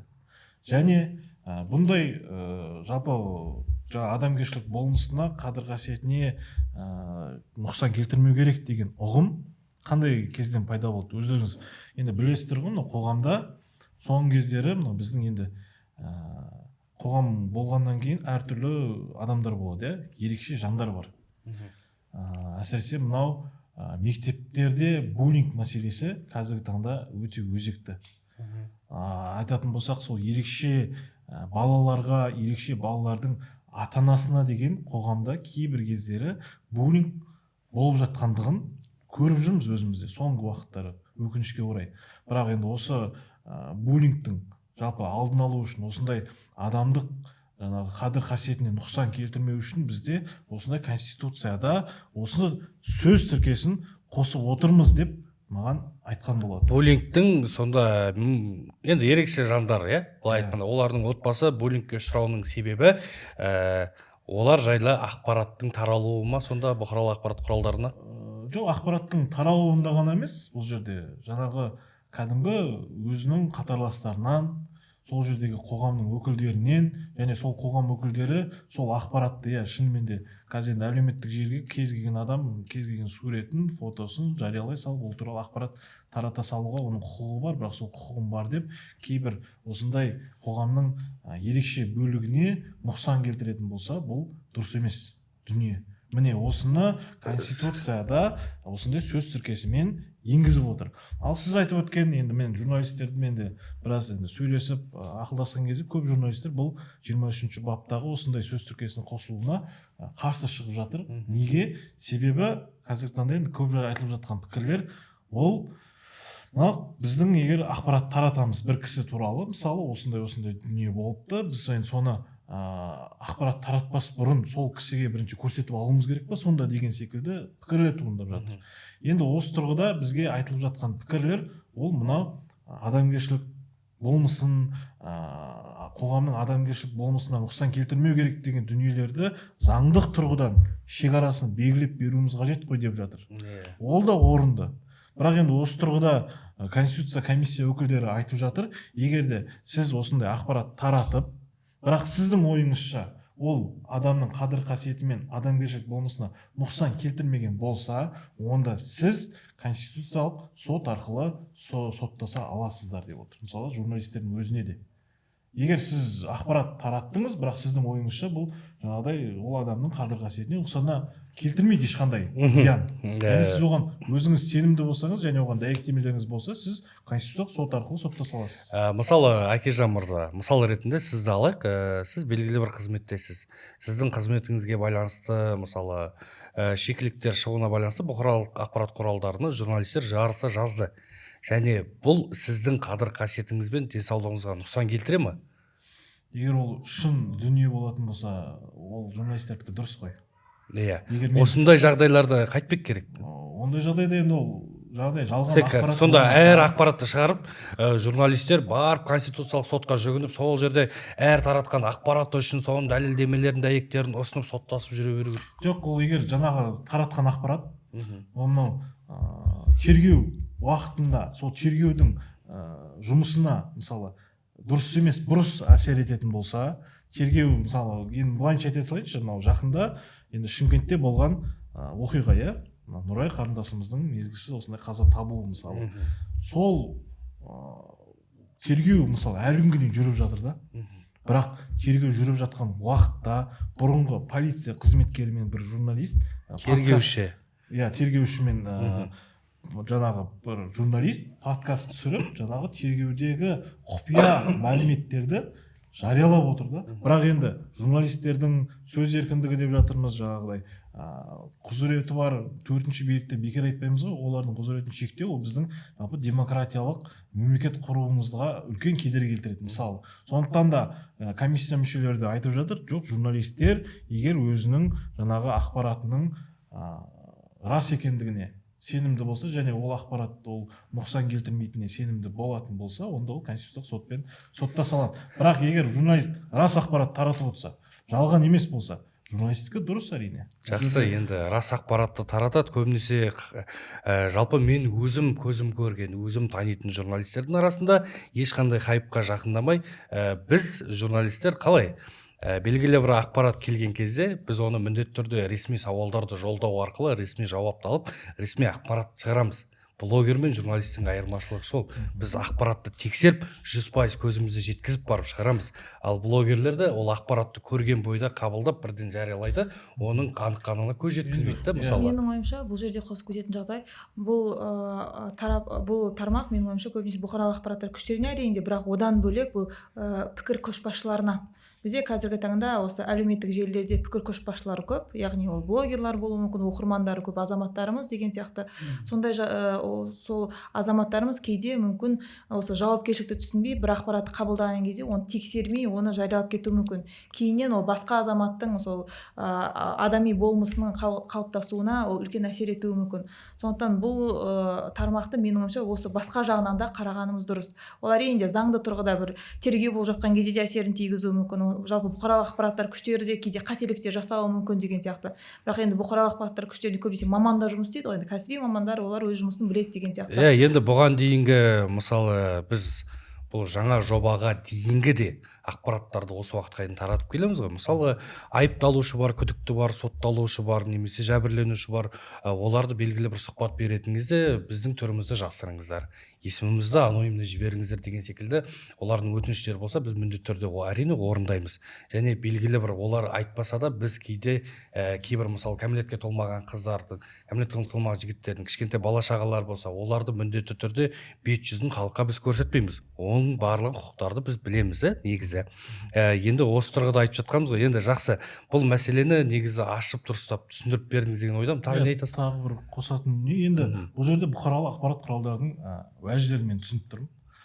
Бір жағынан да қосылып тұрмын. Енді бірақ тек сол тұрғыдан ғана қарамауымыз керек дегенге келтіріп тұрмын. Өйткені жаңа қоғамда неше түрлі оқиғалар болып жатқан кезде қай ақпарат шын, қай ақпарат жалған болып жатқан осындай ақпараттық кезеңде бізге осындай қазіргі таңда сөз тіркесінің қосылғандығы рас. Енді мен осы жерде мүмкін енді ұсыныста айтып көру мүмкін, жаңағы қаттырақ айтыңыз ұсынысыңыз. Иә, сіз айтып жатқан адамгершілік болмысы деген дүниелерге не кіреді?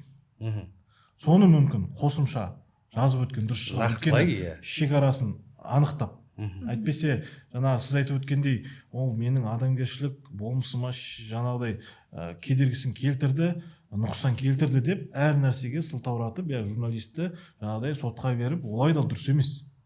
Сондықтан мүмкін осы тұрғыдан ойлануымыз керек шығар. Осы ұсынысты айтуымыз керек шығар. Жаңағы адамгершілік, қоғамның адамгершілік болмысы деген дүниеге не кіреді? Соны анықтап шекарасын жазайық. Осыған байланысты мен өзімнің басымдағы журналист болғаннан бір оқиға түсіп отыр. Белгілі бір аудан, ауыл, мен нақты аттарын қазір айтып, олар жарияға жар салып, ешкімнің абыройын нұсқан келтіріп, олардың абыройын төкпей қояды. Белгілі бір ауылда жедел жәрдем көлігінің өкінішке қарай болмауына байланысты мото бар ғой, мотоциклға жаңағы фельдшерлердің мініп алып кетіп бара жатқан видеосы тарады. Сол видеоның белгілі бір аумақта екенін біз жарияладық және ресми сауал жолдадық сол ауданның өкіліне, сол ауылдың әкіміне және де денсаулық сақтау министрлігіне байланысты. Неліктен бұл ауыл арғы ауылға, екінші ауылға жедел жәрдем көлігімен, қызметтік көлікпен бармайды деген секілді. Одан кейін сол аурухананың фельдшерлерінің бас дәрігері хабарласып, жаңағы біз енді ол публикацияны шығарғаннан кейін енді халықты білесіздер, кереғар пікірлерді көп жазады. 21 ғасырда өмір сүріп жатырмыз ғой, не деген масқара деген секілді. Сол кезде сондай кереғар пікірлердің барлығы жиналып қалған. Сөйтіп жаңағы аурухананың басшысы хабарласып, мен едім ол кезде, мен шығарып, мен жариялап сөйткен едім, маған хабарласып, маған әлеуметтік желідегі сіздер шығарған посттың астындағы халықтың жазып жатқан пікірлеріне байланысты менің қан қысымым көтеріліп, жүрегім айнып, денсаулығым нашарлап жатыр дейді да. Мысалы, сондай сәттерде осы конституция ол кісінің өзінің құқығын қорғай ма? Бірақ ол жерде біз публикацияны шығардық, пікір жазып жатқан біз емеспіз. Біз нақтылама сұрадық, неге ауылда қызметтік көлік жетіспейді деп. Ал енді ол халықтың аузына ешқандай біз қақпақ бола алмаймыз. Жазғысы келетін пікірді жазады. Егер соттасатын болса, сол нақты сол пікірдің иесі оның абыройына нұқсан келтіріп жатса, сол кісімен сұхбаттасын. Ал ол кезде журналистке қоқан-лоққы жасаудың ешқандай қажеттілігі жоқ, дұрыс па? Дұрыс. Менің ойымша нақты осындай жағдай болмас үшін жаңағы бап бойынша шеңберін, жалпы шектеулерін белгілеп кету қажет. Өйткені менің түсінуім бойынша жаңа сіз айтып жатқан оқиға бойынша бұл жерде сіз ол адамның адами болмысына жаңалық берген жоқсыз ғой. Мынандай адам, мынандай қасиеттері бар екен деген сияқты. Сіз нақты осы жұмыс барысында осындай нәрселер болады екен деген сияқты мүмкін, иә. Сондықтан бұл жерде енді ол баға берілетін болса журналистің көзқарасынан бұл жерде ол қандай маман ретінде емес, жалпы бұл ауылда осындай қызмет көрсету үшін қандай жағдай жасалған, сол жағынан, яғни бұл жұмыс жағынан баға беру деп айтсам болады, бұл адами болмысына емес. Сондықтан сіз айтқандай осындай жағдай болмас үшін менің ойымша жаңағы бап бойынша нақты шеңбері белгіленуге қажет.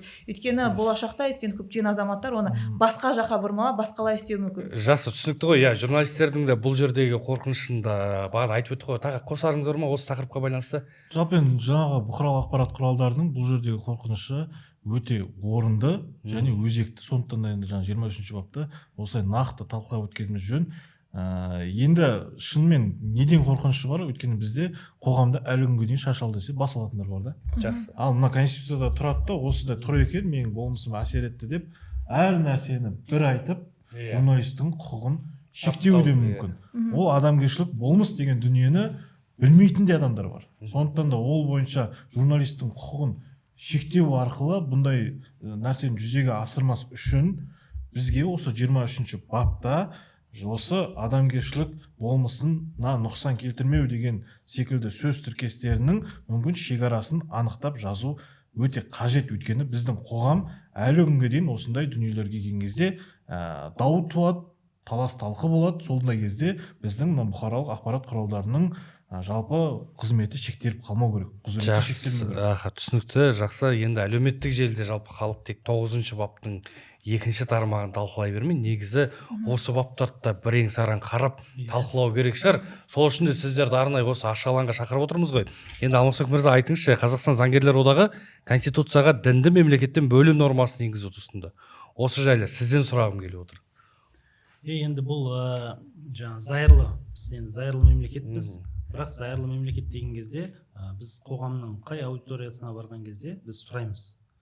Жалпы бізде ақпараттық дін істер комитетінің жанынан ақпараттық түсіндіру тобы құралған. Республика бойынша түрлі елді мекендерде барлық жерде жүрген кезде біз халықтан бірінші кезде Қазақстанның бірінші бабында Қазақстан зайырлы деп көрсетілген. Енді осы қалай түсінесіз? Екі ауыз сөзбен деп студенттерден де басқалардан сұраған кезде көбі түсіне бермейді зайырлы мемлекетті. Біреу тәуелсіз мемлекет дейді, біреу тағы да бір мемлекет дейді. Бұл дін мен мемлекет бір-бірінен бөліну деген бұл жерде діни бірлестіктер, бізде 18 діни бірлестік бар. Ол ешқандай партия құралмайды, партиялардың қызметіне, жұмыстарына араласылмайды. Біз бір мәселені түсінуіміз керек. Бұл дін мен мемлекет бір-бірінен бөлек деген кезде діни бірлестіктер заң шеңберінде жұмыс жасайды. Заң бұзды ма, бұлар мынау поп екен, мынау раввин екен, мынау имам екен деп олардың статусына қарамайды. Олар заң алдында тең жазаланады. Біз осыны мынау дін мен мемлекет екеуінен бөлек деген кезде бұл діни бірлестіктер біздегі 18 білген істеп өз алдына өмір сүреді деген нәрсе емес. Мемлекет оларды бақылайды. Қай уақытта олар заң шеңберінен шықты, болды, жазаланады. Осыны түсінуіміз керек та. Біздің халық оларды жаңағыдай жазалап бір жағдайлар болып жатса, мынау мемлекет олардың ішіне кіріп ішкі мәселелеріне араласып жатқан жоқ қой. Шіркеуде қалай діни рәсім өтіп жатыр, болмаса мешітте қанша уақыт намаз оқылып жатыр деп оның ішкі мәселесіне араласып жатқан жоқ. Бұл жерде халықтың құқықтық мәселелері дін ғибадатханалардың ішінде орын алса, ол барып тексеруге, шағым түскен кезде жұмыс жасауға міндетті. Бұл жерде біз зайырлы мемлекет деген кезде осыны түсінуіміз керек. Зайырлы мемлекет бұл атеистік мемлекет емес. Зайырлы мемлекет дегеніміз әртүрлі сенімдегі адамдардың бір шаңырақ астында өмір сүруі. Ол жерде христиан да бар, ол жерде атеист те бар, ол жерде буддист те бар, барлығы бар. Бірақ барлығы бір-біріне құрметпен өмір сүреді. Бұл зайырлы мемлекеттің формасы. Мен мұсылман болдым, мен намаз оқыдым, барлығы намаз оқу керек деген қағида бұл қате қағида. Неге? Себебі ардақты пайғамбардың дәуірінде сенің дінің саған, менің дінім маған деген қағида болған. Осы қағиданы біз ұстанамыз да, Қазақстанда қандай ұлттар бар, әрқайсысы өзінің сенімінде өмір сүріп жатыр. Біз оларға құрметпен қараймыз, болды. Зайырлы мемлекет осы. Біз осы нәрселерді дұрыс түсінуіміз керек. Болмаса өзіміздің жаңағыдай сенімімізді басқаларға неге мынау мен секілді сенбейді деп оған таңу, бұл қате дүниелер. Жақсы, осы жерде мынадай бір сұрақ туындайды. Біздің өзіміздің әлеуметтік желілерге, жаңа сайт басылымдарында жариялаған депутаттардың ұсынысы бар. Заңсыз неке қиған имамдарды 8 жылға дейін бас бостандығынан айыруға байланысты.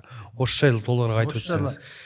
Жалпы бізде заңсыз неке қию деген кезде жалпы екі адам мешітке болмаса дін қызметкеріне келеді да некесін қия алады. Ол жерде екі куәгер болады. Енді бұл уақытқа дейін біздегі кейбір ағымдардың, кері тартпа ағымдардың өз пәтерлерінде дін қызметкерінсіз неке қиып, 1-2 айдан кейін талақ беріп тастап кету фактісі көп орын алған. Одан кейін Қазақстан мұсылмандар діни басқармасы тек қана мемлекеттік ахаждың куәлігін алып келеді 2 жас, одан кейін барып неке қиылады. Оған дейін неке қиылмайды. Ал енді жасырын түрде неке қию мәселесін заң нормаларына енгізейік деп жатыр. Бұл да дұрыс, бірақ енді бұның екінші жағы да бар. Неке қию деген кезде оның шарттары ол белгілі бір дін қызметі болуы шарт емес. Дін қағидаларын білетін кез келген адам ол неке қиюдың рәсімдерін оқып алып, оны жасай алады.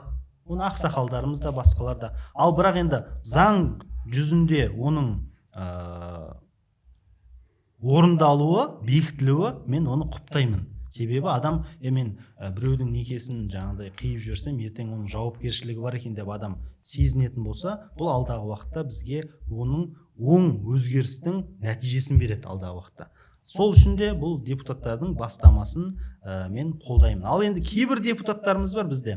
Қазақстанда 5000-ға жуық мешіт бар дейді. Жоқ, ондай жаңағыдай жалған ақпарат таратудың қажеті жоқ. Қазақстанда 3000-ға жуық мешіт бар. Ал енді барлығын қосып кейбір кезде исламофобия дейді ғой, жаңағыдай дінді қорқынышты көрсетудің қажеті жоқ. Қазақстанда ресми 3000-ға да жетпейді. 2880 деген секілді сондай мешіт бар. Ал бұл мешіттердің санын біз неге Қазақстанда завод жоқ, неге фабрика жоқ деген секілді дүниелерді айтады. Осы жерде айтып кетейік, Қазақстанда дін мен мемлекет бөлек деп жатырмыз. Ол мешіттерді, мысалы Қазақстан тәуелсіздік алған жылдары елімізде 68 мешіт болса, бүгінгі таңда 3000-ға жуықтанса, ол ешқандай республикалықта, мемлекеттікте бюджеттен бұл жерге қаржы бөлініп жатқан жоқ. Сол үшін де біздің дін қызметкерлеріміз мемлекеттен жалақы алмайды. Біз осыны ескеруіміз қажет. Бұл мешіттердің барлығы жекелеген демеушілердің, жекелеген азаматтардың, біреу мешіт салады да атасының атын береді, біреу мешіт салады да анасының атын береді. Сондай дүниелермен мешітте, шіркеуде, синагогада осылай не істеп келе жатыр, саны өсіп келе жатыр. Ал енді біз бір кәсіпкерге сен мешіт сал, сен балабақша сал, сен университет сал деп жүктей алмаймыз. Ақшасы бар адам, ол не салса да оның өзінің еркінде. Жақсы, аха. Сол үшін де біз бұл жағын дұрыс түсінуіміз керек. Фабриканы, заводты, басқаны мемлекет салады. ал бұл діни ғибадатханаларды жекелеген кәсіпкерлер салады. Жақсы, түсінікті. Енді көп жағдайда бізде кәмелеттік жасқа толмаған жағдаяттар көп кездесіп жатады ғой жаңалықтарда. Мен осы нұсқаны тағы да бір өзіңіз қадап тұрып айтсаңыз, яғни сіздер мешітке барып некені қию үшін ең бірінші ахаж бөлімінен куәлікті апарып көрсетуіңіз керек. Егер ол куәлікті апарып көрсетпей, егер де некеде ғана имам мешітте некеңізді қиып жіберсе, демек ол имамның үстінен қылмыстық іс қозғалады. Дұрыс қой? Дұрыс. Жақсы, түсінікті. Бұл тақырыпты да енді әдемі талқылап өттік деген ойдамын. Негізі конституцияға қатысты болғаннан кейін депутаттардың да бұл ұсыныстары болды. Жалпы енді дінтанушы ретінде шақырғаннан кейін тек қана бұл тақырыпты өзіңізден сұрап отырмын. Енді келесіде мынандай бір сұрақ қойғым келіп отыр. Жалпы осы ұсынылып жатқан жаңа конституция негізі қалай ойлайсыздар? Соңғы нұсқа бола ма? Менің ойымша бұл жерде енді қазіргі таңда әлеуметтік желілерде көптеген ұсыныстар айтылып жатыр. Одан бөлек енді комиссия мүшелері барлық өңірлерде осы тұрғындармен кездесіп олардың ұсыныстарын жинап жатыр. Менің ойымша бұл қазіргі таңда жоба ретінде ұсынылды. Оған енді осы халықтың айтылған ұсыныстары қосылады деп ойлаймын. Сондықтан ұсыныстары қосылып, кішкене өзгертулер енгізіліп, ол кейіннен қабылданады деп сенемін. Жақсы, сіздердің ойларыңыз бар ма осы жайлы? Бір ойдамыз ба? Менің ойымша жалпы әрине талқылап жатқаннан кейін өзгерістер болу керек.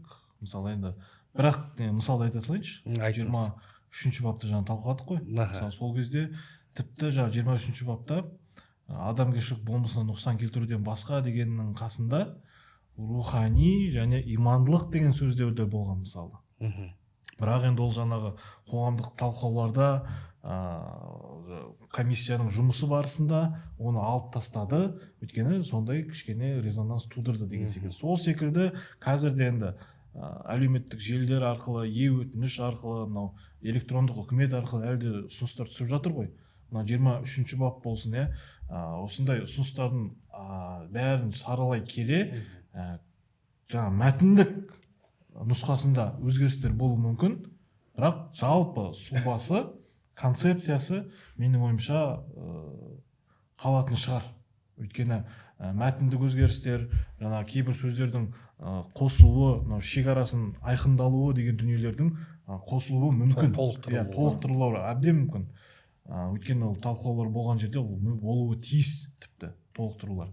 Ал бірақ жалпы сұлбасы менің ойымша сақталуы мүмкін.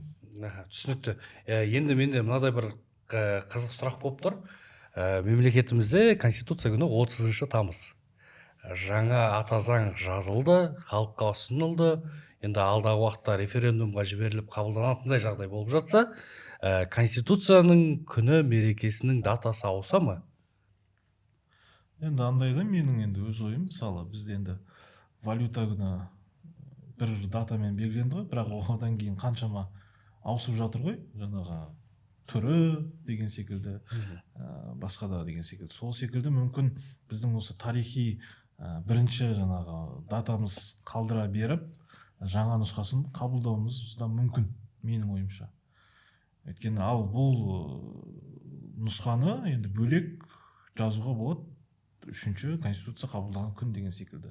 Бірақ ол конституцияның бәрібір де тарихи маңыздылығын ескере отыратын болсақ, менің ойымша бұрынғы сол алғашқы қабылданған дата ретінде алғашқы қабылданғандағы уақытты менің ойымша қалдырған дұрыс сұрақ шығар.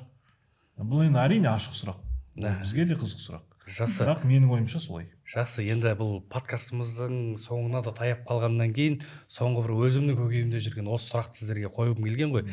Жалпы белгілі бір емес, Қазақстан Республикасының кез келген азаматы жаңа ата заңды талқылау кезінде осындай ашық подкасттарға келіп талқыласаңыздар болады. Және де жалған ақпараттар мен фейк ақпараттарды жалпы әлеуметтік желілерге жазып, ақпараттық арандатушыларға фейк немесе хейт бойынша ешқандай жазудың қажеті жоқ. Арнайы осылай тек мемлекеттік арналарда ғана емес, осындай алаңдарда, подкасттарда кішкене талқылау болсын деп, нақты ара-жігін анықтап, барлық баптардың өзгеріске ұшыраған, тіпті толықтыруды қажет ететін баптардың барлығын талқыладық деген ойдамын. Енді Конституция бойынша, осы бойынша подкасттың соңында өздеріңіздің бір ауыз сөздеріңіз болса жаңа ата заң жобасына байланысты. Мен енді айта кетсем, енді біздің бұл подкастымызды көретін отандастарымыз, көрермендеріміз бар.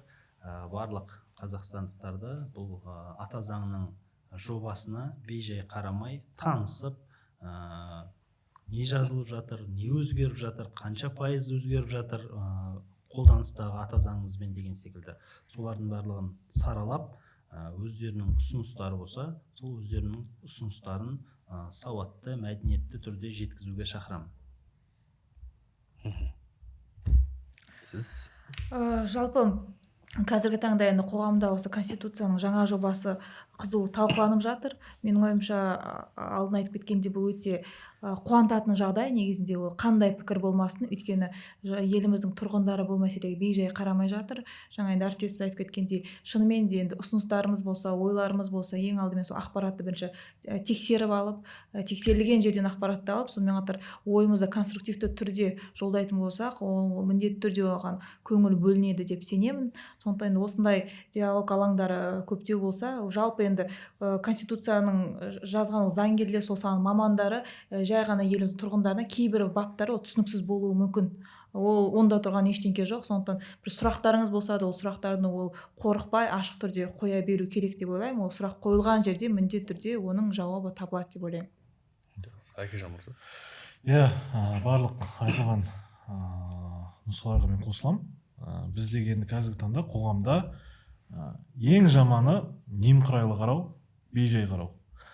Мейлі қарсы болсаңыз қарсымын деп өз дәйектемеңізбен, аргументтеріңізбен айтыңыздар, жақтасаңыздар да өзіңіздің пікіріңізбен, өзіңіздің ойыңызды емін-еркін айтыңыздар дегім келеді. Өйткені жаңа жоғарыда да өткенде ең жаман нәрсе, ең осы қоғамды құртатын дүние осы немқұрайлы болу, бейжай қарау. Өйткені бұл конституция жазылып жатқан жаңа нұсқасы, бұл біздің тікелей қазіргімізбен және болашағымызға әсер ететін маңызды құжат.